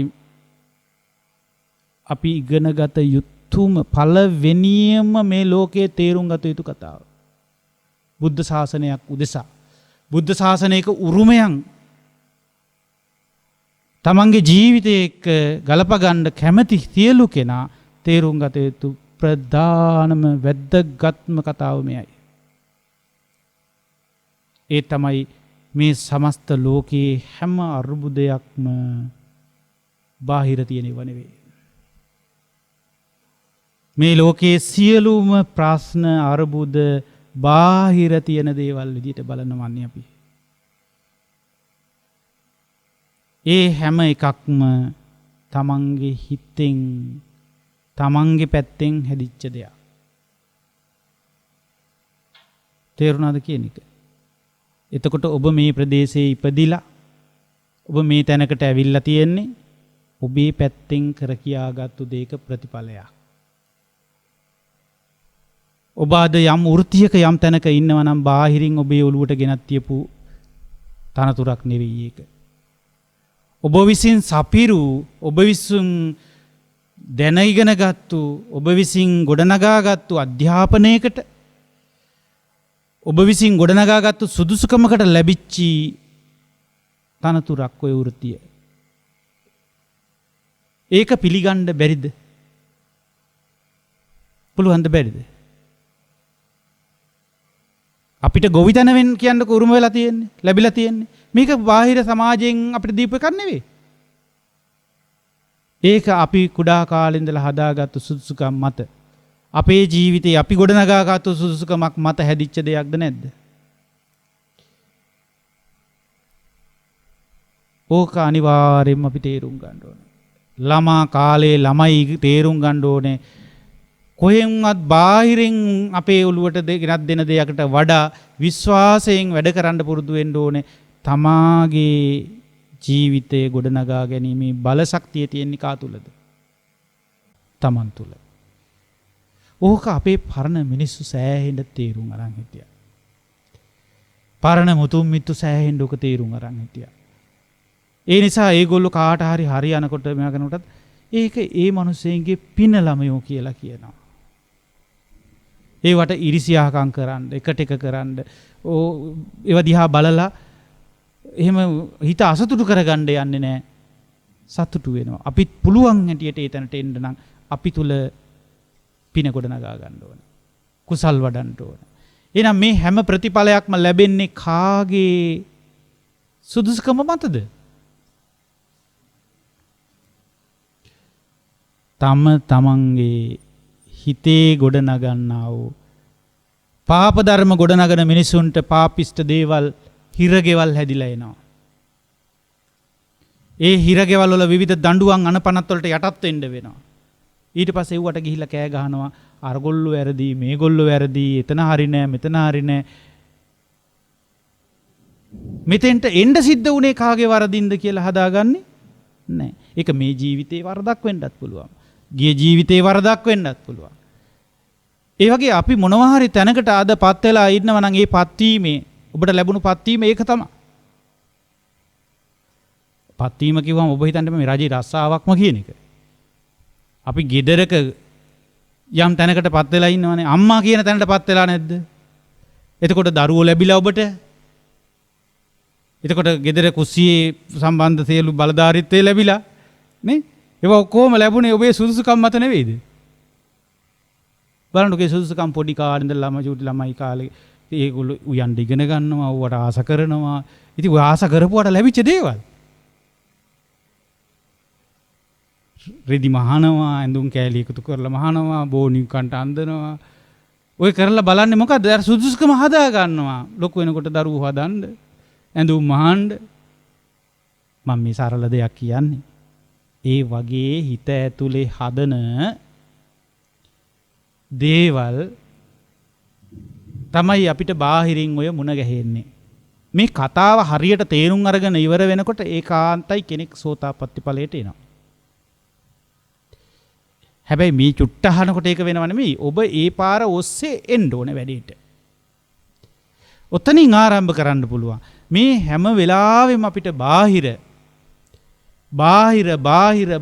මේ ප්‍රශ්න තියෙන්නේ විසඳුම් තියෙන්නේත් බාහිර වෙලා නම් අපි සැබෑ විසඳුම දන්නේ නැහැ. විසඳුම බාහිර වෙලා බාහිරින් විසඳුම දීපන් කියලා සටන් කරනකම් ඒ සටන් කරුවන්ට හම්බෙන්නේ විසඳුම් නොව තවත් මහා අර්බුද ගොඩක්. ජාතිවාදී අරගල විදියට, ආගම්වාදී අරගල විදියට, පක්ෂ පාටවලට පැටලෙලා මේ හැම දෙයකම අපි යන්නේ බාහිර විසඳුම් හොයන්න. අද ලෝකෙ බුදුරජාණන් වහන්සේ කියපු ධර්මයේ පැත්තට යනවා කියලා අපි කරන්නේ ගොඩක් අය යන්නේ බාහිර විසඳුම්. බලන්න මොන චෝදනා ආවත් බුදුරජාණන් වහන්සේට උන්වහන්සේගේ මල්ලාසනේ කාන්තාවන් ඝාතනය කරලා මිනි හංගලා මිනිස්සු චෝදනා කළා මිනිමරුවා කියලා. සල්ලාලකම් කරලා ඉව වහගන්න බැරුව මිනි මරලා කියලා උන්වහන්සේට චෝදනා කළා. හෙව්වද බාහිරින් ප්‍රතිඵල අනුසහනයක්. මහණෙනි අර රජතුමාට ගිහිල්ලා කියන්න අපිව බේරගන්න කියලා කිව්වද කාටවත්? රාජ බලයක් රජුරු කොච්චර අඳුරගෙන හිටියද? ඒ අයට කියලා මේක මෙහෙම එකක් නෙවෙයි මේක සත්‍ය පහදවලා දෙන්න කියන්න කියලා කියන්න ගියාද?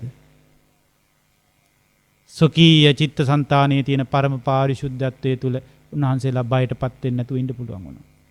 සතියෙන් දෙකෙන් හැමදේම විසඳිලා අනිත් පැත්තට සත්‍ය මතුවෙනවා. ඒ නිසා අපිට පුළුවන් වෙන්න ඕනේ සත්‍යවාදී බව අපේ හදවතේ ගොඩනගාගෙන ඒ සත්‍යවාදී බවෙන්ම ජයගන්න තමන්ගේ හදවතේ සත්‍ය එක්ක කටයුතු කරන්න. කියන කතා කියන අයට කියා ගන්නට දීලා. ගොතන කතා ගොතන අයට ගොතා ගන්න දීලා. ඒ අයට මෙත් සිතින් කිය යුතු දෙයක් තියෙනවා නම් කියලා. කරුණාබර සිතින් නිහඬව සාන්තව ඒ හෙන හැම දෙයක්ම චෝදනාවක්ම නිහඬව දරාගෙන ඉන්න පුළුවන් ශක්තියයි අපේ බුදුරජාණන් වහන්සේ අපිට ලබලා දෙන්නේ. පැහැදිලිද කියන එක? ඒ අයට මොන කලබලාවක් ඒ වගේ කලබලයකට පත් වෙන්න දෙයක් ඉතුරු වෙන්නේ නැහැ. අධ්‍යාත්මය සම්බන්ධයෙන් ගැටලුවක් ආවොත් විතරයි ආ කලබලයටපත් වෙන්නේ. හිතේ නොසන්සුන්කමක් එනවා නම් එයා කලබලයටපත් වෙනක් මොකද්ද මේකට හේතුව? ආපුන සංසුන්කමත් එක්ක ඒක අපේ හිතේ ඇතිවිච්ච පෙරලියක්. අපේ ලෝකේ ඇතිවෙන්න යන පෙරලියක් ඒක දැන්. ලෝකෙම පෙරලගෙන ඉස්සරහට දුවනවද මේ නොසන්සුන්කමත් එක්ක? නැත්තම් හිතේ මේ ලෝකේ මේ හිත කියන ලෝකේ චිත්තේන නීයති ලෝකෝ සිතෙන් තමයි ලෝකේ ඇදගෙන යන්නේ. හිත කියන ලෝකයේ ඇතිවිච්ච නොසන්සුන්කම කුමන හේතුවකින් හටගත්තාද කියලා ඒකේ සුලමුල හොයනවද? සිංහනාදයට අනුව සුලමුල හොයාගෙන යනවද? එහෙම නැත්නම් හැදිච්ච ප්‍රශ්නෙත් එක්ක ඉස්සරහට දුවනවද? මොකක්ද හොඳ? අපිට පුරුදු නොසන්සුන්කමක් ආවහම මොකක් හරි බාහිර විසඳුමක් ඕන වෙනවා. පාළු ගතියක් එනවා හිතට. මොකද කරන්නේ? මේ පාළු ගතියට මොකද දැන් කරන්නේ? යනවා අපි අර පොඩ්ඩක් අපේ අහවල් අයගේ ගෙදර යනවා ගිහින් එන්න. ඒක කෝල් එකක් අරන් බලනවා. හරි පාළුයි. නිකන් ඒ පාළුවට කරන්න දෙයක් හොයනවා අපි. පාළු ගතියක් දැනුනේ කොහොමද හිතට කියලා හෙව්වනම්? සිත පිළිබඳ අවබෝධ වෙනවා. නේද? සිතේ ස්වභාවය පිළිබඳ අවබෝධ වෙනවා. සිතේ මොකක් හරි අපිරිසිදු දෙයක් ඇති වෙලා නම් ඒක අඳුර ගන්න ලැබෙනවා. ඊට පස්සේ හිත පිරිසිදු කරගත්තා නම් එතනදී ඒ ප්‍රශ්නය ආයෙ විසඳෙනවා. ඒ නිසා සචිත්ත පරියෝදපන හිතක ගොඩ නැගෙන ලොකුම අපිරිසිදුකම තමා මොකද්ද? මේක බාහිර ප්‍රශ්නයක් කියන එක. හිතක ගොඩ නැගෙන ලොකුම අපිරිසිදුකම තමා මොකද්ද? බාහිර ප්‍රශ්නයක් කියලා දකින්න පටන් ගන්න එක. බාහිර ප්‍රශ්නයක් කියලා දකිනකොට වෙන්නේ බාහිර වැඩ ගොඩාක් එතෙන්ට පැටලෙනවා. එතකොට ලොකුම පාප කර්මය මොකක්ද එන? කියන්න බෑ. ලොකුම පාප කර්මය.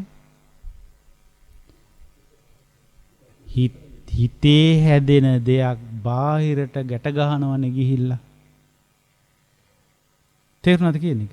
හිතේ හැදෙන දෙයක් බාහිරට ගැට ගහනවා. ඒක බුදුරජාණන් වහන්සේ දේශනා කරන සතර අපාය යන ප්‍රබල කර්මයක් කියලා.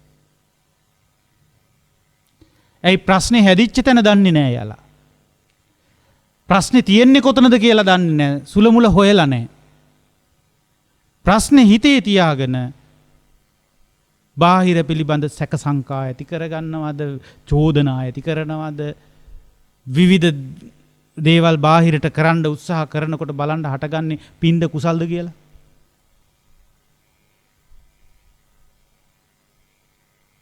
ඒක නිසා එයාලා කවදාවත් බාහිරින් මේ දේවල් බලන්න ගියාම අපිට දැන් බලන්න වෙසක් කාඩ් එකක් දකිනවා අපි. අත් දෙක එසලා වැඳෙනවා. එතකොට වැන්දේ වෙසක් කාඩ් එකේ බුදුහාමුදුරුවෝ හිටපු නිසාද?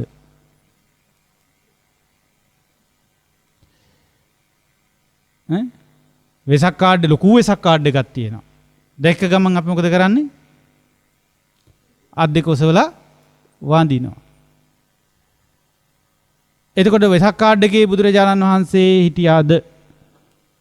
නැත්තම් ඒකේ තින්ත තිබුණාද? ඇත්තටම හිටියේ කොහෙද බුදුහාමුදුරුවෝ? තමන්ගේ හිතේ බුදුහාමුදුරුවෝ හැදෙන්නේ නැති අය වඳින්නේ නැහැ. දැන් චීන ජාතිකයෙකුට එන්න කියලා නැත්තම් අපි කියමුකෝ මේ ওই නයිජීරියාව දිහා පුද්ගලයෙක් ගෙනල්ලා වෙසක් කාඩ් එකක් පෙන්නනවා. එයා ඒක අරගෙන බිම තියලා ඉඳ ගන්නත් පුළුවන්. අපි පත්තර කෑල්ලක බුදු පිළිමයක් තියනවා දැක්කොත් ඕක ඉඳ ගන්න පාවිච්චි කරයිද? අපිට ඉඳ ගන්න බෑ ඒක උඩ. ඇයි? එතන බුදුහාමුදුරුවෝ ඉන්නව නේද? හිතේ හැදිච්ච බුදුහාමුදුරුවෝ එතෙන්ට ගැට ගහගෙන දැන් තින්ත ටියකට. එතකොට ඒකෙන් සුගතියේ යන්නත් පුළුවන්. හැබැයි අපාය යන්නත් පුළුවන්. තේරුණාද? ඒ හින්දා සුගතියේ යන්න පුළුවන් ඕ පමණින්ම අපායේ මිදුණා වෙන්නේ නැහැ. මම බණ ටික කිව්වේ සුගතියේ යන්න බැරි වෙන්නත් නෙවෙයි. සුගතියේ යන්නත් පුළුවන්. හැබැයි අපායෙන් මිදෙනවා කියන එක සුගතිය යනවාට වඩා හොඳ නැද්ද? ඒකට සුගතිය යන්නත් පුළුවන්. නොගියත් ධර්මයක් අවබෝධ වෙනවා. එනිසා සුගතියේ යන්න පුළුවන්කම තිබුණත් ඒ මහා පිංකඳ හැදිලා තිබුණත් පොඩි දෙයක් එහෙම විච්ච ගමන් අර ධර්මාශෝක රජතුමාට වටහපත වදිනකොට එතකොට එයාට සමහරට හරියට පෙවුනෙත් නැහැ. ඇත්තටම ගැහුවා කියලා හැදුනේ කොහෙද? ඇත්තට මේ පවන්සලපු දේවිය වටහපතෙන් ගැහුවාද රජතුමාගේ හිතේ ගැහුවා කියලා හැදුනාද? හිතේ ගැහුවා කියලා හැදුන එක ඒක එහෙමම තමයි කියන්නේ. එලිපිට සාක්ෂිත් තිබුණා. ඇයි වටහපත වැදුනානේ? බිසවගේ අතේ වටහපත තිබුණානේ. එතකොට ඒක වනවනා හිටියානේ. ඒ නිසා අහක බලනකොට ගැහුවා කියලා හිතේ හැදිච්ච එකට සාධාරණ බවකුත් ඒක එළිය ගකින්න තියකුත් තිබුණා. ඇත්තටම ඒ වුණාට හැදුනේ කොහෙද? හිතේ. දැන් ඔට්ටුනේ කොහෙද? ගැහුවා තමයි කියලා හිතාගෙන කවුරු ගැහුවා කියලාද ගත්තේ? බාහිර කෙනා ගැහුවම කියලා. ඔය ප්‍රශ්නෙට ගිහිල්ලා කොහෙද ගියේ? කොහෙද ගියේ? සතර ආපාය. මම ඒකයි කියන්නේ එහෙම එව්වයින් අපිට සිද්ධ වෙන්නේ සතර ආපාය උපතක් වෙනවා.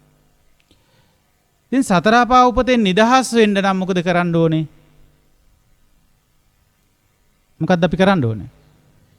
මේක හිතේ හැදුණු දෙයක් කියලා බලන්න ඕනේ. මොකද්ද හිතේ හැදුනේ? මොනවද හිතේ හැදෙන්නේ නැත්තේ කියලා බලන්නකෝ. මේ බණ ටික කියනකොට අපි හිතමුකෝ හරි ප්‍රසාදයක් ඇති වෙලා මේ බණ පිළිබඳව පැහැදීමක් ඇති වුණා කියලා. එතකොට බණ ටික හොඳයි කියලාද ඔබ කියන්නේ? මගේ හිත හොඳයි කියලාද? ඔබේ හිතයි හොඳ වෙන්නේ. ඒක කියනවා මේ හාමුදුරුවන්ගේ බණ හොඳයි කියලා. බොරුනේ. හොඳ වෙන්නේ ඔබේ හිත. තේරුණාද නැද කියන එක? හිතේ හැදෙන්නේ මේක අර ප්‍රභාෂර හිතක්, පිරිසිදු හිතක් හැදෙන්නේ එතන තමන්ගේ හිතේ. කියන්නේ මොකක් කියලාද? හාමුදුරුවන්ගේ බණ ටික නම් টොප්. ඒයිද මම එහෙම කියනවා මං ගණන් ගන්නෑ. මොකද මං ඕක බාර අරගෙන මේක බාහිරින් හොඳ අහපු එකක් නෙවෙයිනේ. මං බණ හොඳට කිව්වනම් ඒක මගේ හිතට හොඳයි. ඊට පස්සේ නිින්ද ගිය අය ඉන්නවනේ. බණ අහනකොට ඒ හිත නරක වෙනවා. හිතේ මොකක් හරි නරකක් සිද්ධ වෙනවා තමන්ගේ පැත්තට. ඒ නරක හැදිලා ඒක ඊට පස්සේ කියන වැඩන්නේ අනේ හාමුදුරන්ගේ බණ. ඇයි මට නිින්ද ගියා. ඒ හොඳයි කියන අයගේ හොඳ මම් බාර ගත්තා නම් අර නිින්ද ගිය අය බයිනේවත් මං එහෙමම ගන්න වෙනවා. ඒ හින්දා හොඳයි කියලා කියපු අයගේ හොඳ මට දෙනකොට මං ඒගොල්ලන්ට ඒක දුන්නාසේම නිින්ද ගියා නම් විසිරුණා නම් ඒගොල්ලන්ගේ වැරදි ටිකත් ඒගොල්ලන්ටම දෙනවා. පැහැදිලිද? එතකොට මං මගේ ප්‍රශ්නයක් තියෙනවා නම් ඒක හදාගන්න බලනවා. එතකොට අපි බලන්න ඕන හැමතිස්සෙම ප්‍රශ්න කොහෙද තියෙන්නේ? ප්‍රශ්න කොහෙද තියෙන්නේ? ප්‍රශ්න තියෙන තැනක් නැහැ. ඒවලෙට හිතේ හැදෙනවා. ප්‍රශ්න තියෙනවා කියලා හිතන එක අනිත් වැරද්ද. ඒවලෙට හිතේ හැදෙන එක. මේ හැමදාම කවුරුත් එක්ක ප්‍රශ්න නැහැ. හැමදාම කට්ටියත් එක්කලා මේ හොඳ දෙයක් නැහැ. ඒවලෙට හොඳ හෝ නරක හැදෙනවා. හැදිච්ච එක බාහිරට දානවා. දාලා ඒක දිගටම අල්ලා ගන්නවා. දිගටම අල්ලගෙන යනවා ඒක. එතකොට හොඳයි කියලා ගත්තු ඒවා දිගටම හොඳයි කියලා අල්ලගෙන යනවා. නරකයි කියලා ගත්තුවා දිගටම නරකයි කියලා අල්ලගෙන යනවා. හොඳයි නරකයි දෙකම අල්ලගෙන යන්නේ බාහිරට දාලා. මේ ලෝකේ කට්ටියක් හොඳයි, කට්ටියක් නරකයි. සමහර දේවල් හොඳයි අපිට, සමහර දේවල් නරකයි අපිට. ඉතින් ඔට්ටු වෙන්නේ හොඳ නරක එක්ක නෙවෙයිද? ඔය ඔට්ටු වෙන්නේ හොඳ නරක එක්කද අවබෝධ එක්කද?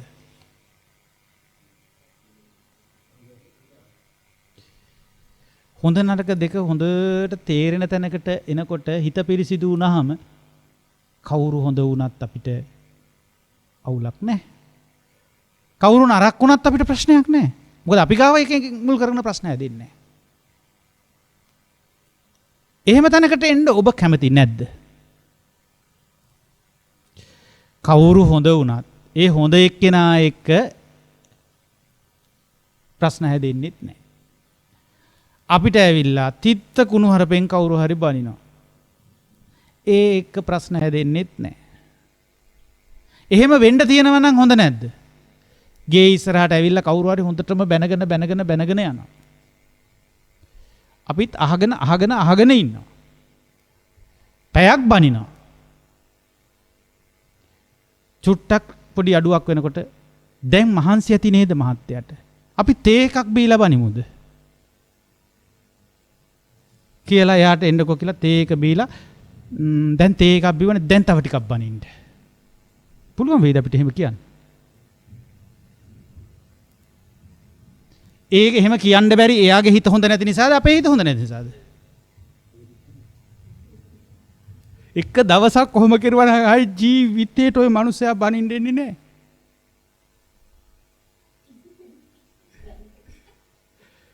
කිසිම කෙනෙක් ආයේ ආජීවිච්ච කිසි කෙනෙක් එන්නේ නැහැ බනින්න. තේරුණාද? ඊට පස්සේ බැනලා ඉවර වුණාට පස්සේ වාඩි වෙන්න මහත්තයෝ මං ඔයාලට ගරු කරනවා. රට වටේ ලෝකේ වටේ යන්නේ නැතුව කියන්න තියෙන දේ කනේ ඇඟිලි ගහ ගන්න හරි ඔයා මෙතෙන්ට ඇවිල්ලා කියපෙකට මම ඔයාට ගරු කරනවා. ඔබතුමා වාගේ අය හරි ශ්‍රේෂ්ඨයි කියලා හොඳ ಗುಣ කතනයක් කරලා තව මොන හරි දෙන්න පුළුවන් නම් මොන හරි තෑග්ගක් දීලා ආයි මොන හරි කියන්න හිතුනොත් කොහෙවත් යන්න එපා එන්න.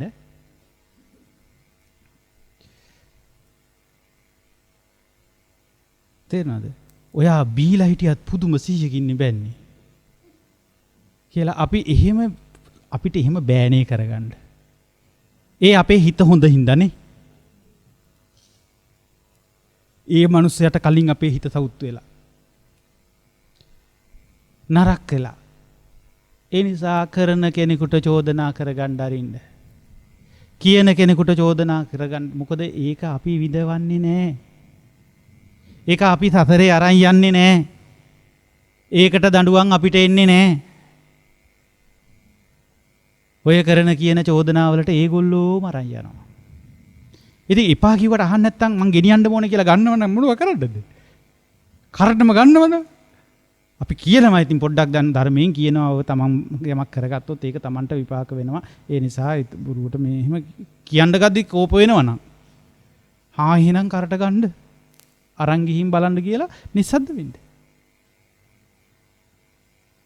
අපිට පුළුවන් සංග්‍රහයක් අපි කරලා අපේ හිතේ ප්‍රශ්න නැති තැනකට එන්න කියන්න බැරිද මේ වැඩේ කරගන්න අපිට?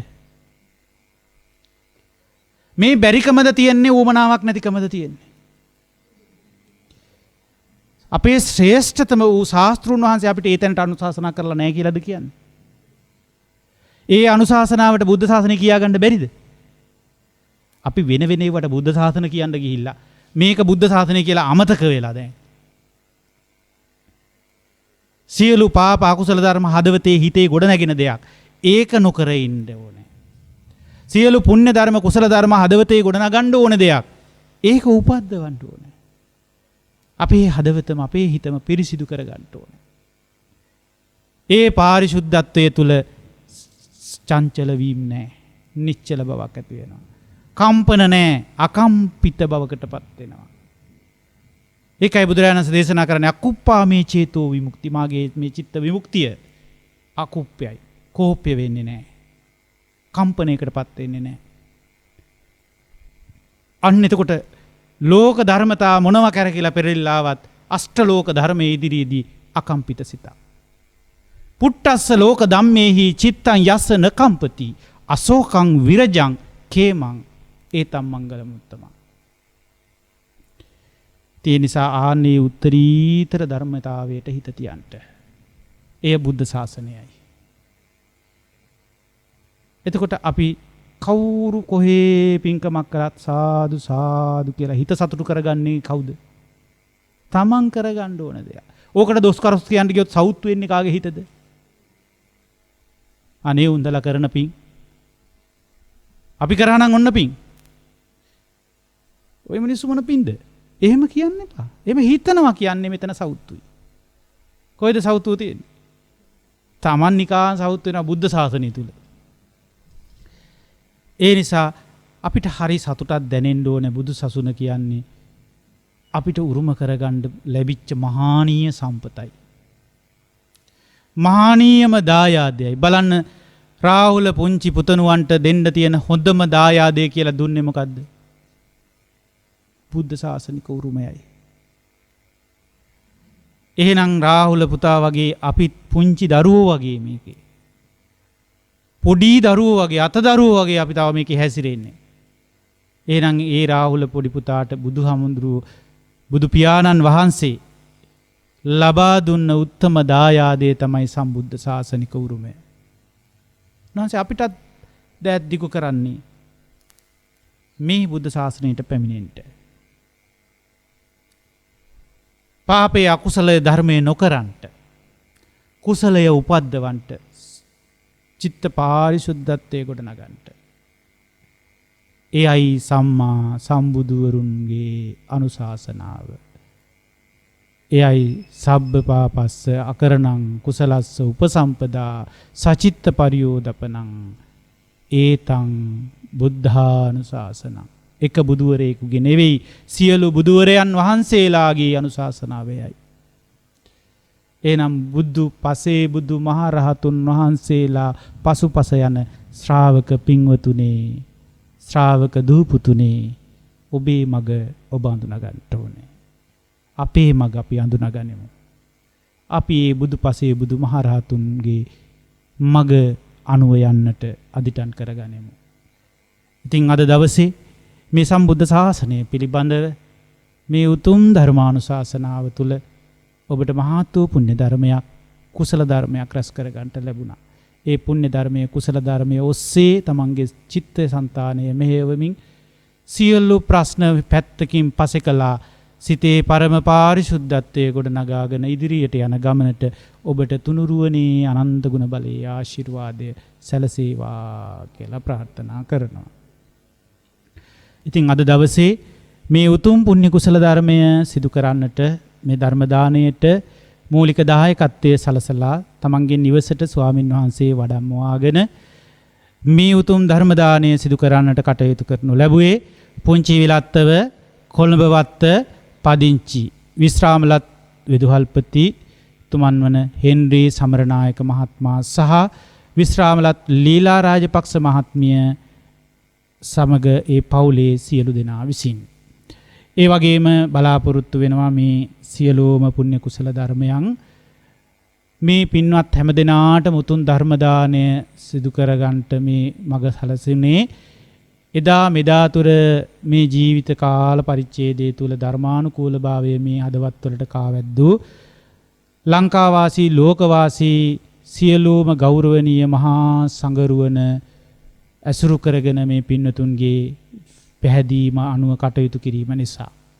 ඒ නිසා සියලු ඒ ලංකාවාසී ලෝකවාසී පින්වත් බෞද්ධ සියලු ස්වාමින් වහන්සේලා මේ සාවිසෙහි කටයුතු කරලා තිබෙනවා. ඉතින් උන්වහන්සේලා හැම කෙනෙකුටම ඒ අය කොහේ හිටියත් යහපත පෙන්වා දුන් සියලු ස්වාමින් වහන්සේලාට උතුම් සංඝෝපස්ථාන වශයෙන් මේ පුන් පඬුර අනුමෝදන් කරනු ලබනවා. උන්වහන්සේලාට උතුම් ධර්ම අවබෝධය සපිරේවා කියලා අනුමෝදන් කරනවා. ඒ වගේම විශේෂයෙන් ඊළඟට මේ පින් පඬුර කල්යාණ මිත්‍ර ස්වාමින් වහන්සේලාට පිරිනැමීමත් සමග බලාපොරොත්තු වෙනවා අපවත් ශාසනයත් ලෝකයත් ආරක්ෂා කරන්නා වූ සියලු දෙව්බඹ පිරිසට මේ පින්පෙත් අනුමෝදන් වේවා කියලා අනුමෝදන් කරනවා. සියලු දෙව්බඹ පිරිසම මේ පිනෙන් සැපවත් වේවා සුවපත් වේවා. මේ පින්නතුන්ට ධාර්මික රැකවරණයේ ආශිර්වාදයේ තව තවත් සලසා දෙමින් උතුම් ධර්ම අවබෝධයකට මඟහසර සලසා දෙත්වා දෙවියොත් නිවනින් සැනසෙත්වා කියලා සාදු කියමු. ඒ වගේම විශේෂයෙන් මිය පරලොව ගියා වූ ඥාති මේ පවුලට සම්බන්ධ මිය ගිය සියලු ඥාති හිතයිසීන්ට මේ පින් අනුමෝදනා කරනවා. ඒ විශේෂයෙන් විදුහල්පති හෙන්රි සමරනායක මහත්මයාගේ පාර්ශවයෙන්ුත් ඒ වගේම ලීලා රාජපක්ෂ මහත්මියගේ පාර්ශවයෙන්ුත් මිය පරලොව ගිය සියලු ඥාති හිතයිසීන්ට මේ පින් අනුමෝදනා කරනවා. විශේෂයෙන් මිය ගිය ආර්.එම්. විමලහාමි මහත්මයා සහ ඒ.එම්. රන්මැණිකා මහත්මියට උදාාරතර වූ මේ පුණ්‍ය කුසල ධර්මයේ ශක්තියෙන් උතුම් අජරාමර නිර්වාණ සම්පත්තිය විවර වේවා කියලා ප්‍රාර්ථනා කරනවා. ඒ වගේම විශේෂයෙන් ඒ විදුහල්පතිතුමාගේත් ඒ පවුලේ අනිකුත් අයගේත් සහෝදර සහෝදරියෝ සියලු දෙනාගේත් ආදරණීය මව්තුමිය ඒ වගේම ආදරණීය පියතුමා මේ වන විට වයෝවෘද්ධව ඒ ධර්ම අවබෝධය සඳහා තමන්ගේ සිත් සතන් මෙහෙවා ගනිමින් ඒ රෝගාතුර මට්ටම් වලින් ජීවිතයේ අත්දැකීමක් ලබා ගනිමින් පසු කරන කාලයක් තිබෙන්නේ.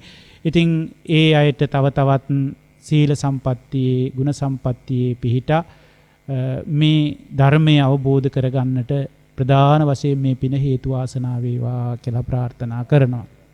ඒ මොකද ඒ හෙන්රි සමරනායක මහත්මයා සහ ඒ සහෝදර සහෝදරියන් පිරිස පුංචි කාලේ ඉඳලා හදා වඩා ගන්නට මේ අම්මා තාත්තා විශාල පරිශ්‍රමයක් දරලා ධර්මානුකූලභාවයේම ජීවිතයට හැම දිනාටම පුරුදු කරලා ඒ දෙදෙනාත් බොහෝම දැහැමි ජීවිතයක් ගෙවමින් ආපු දෙන්නෙක්. ඒ නිසා ඒ දෙදෙනාට උතුම් චතුරාර්ය සත්‍ය ධර්මය අවබෝධ වෙන්න මේ පින්පෙත් හේතු වාසනා වේවා කියලා ප්‍රාර්ථනා කරනවා.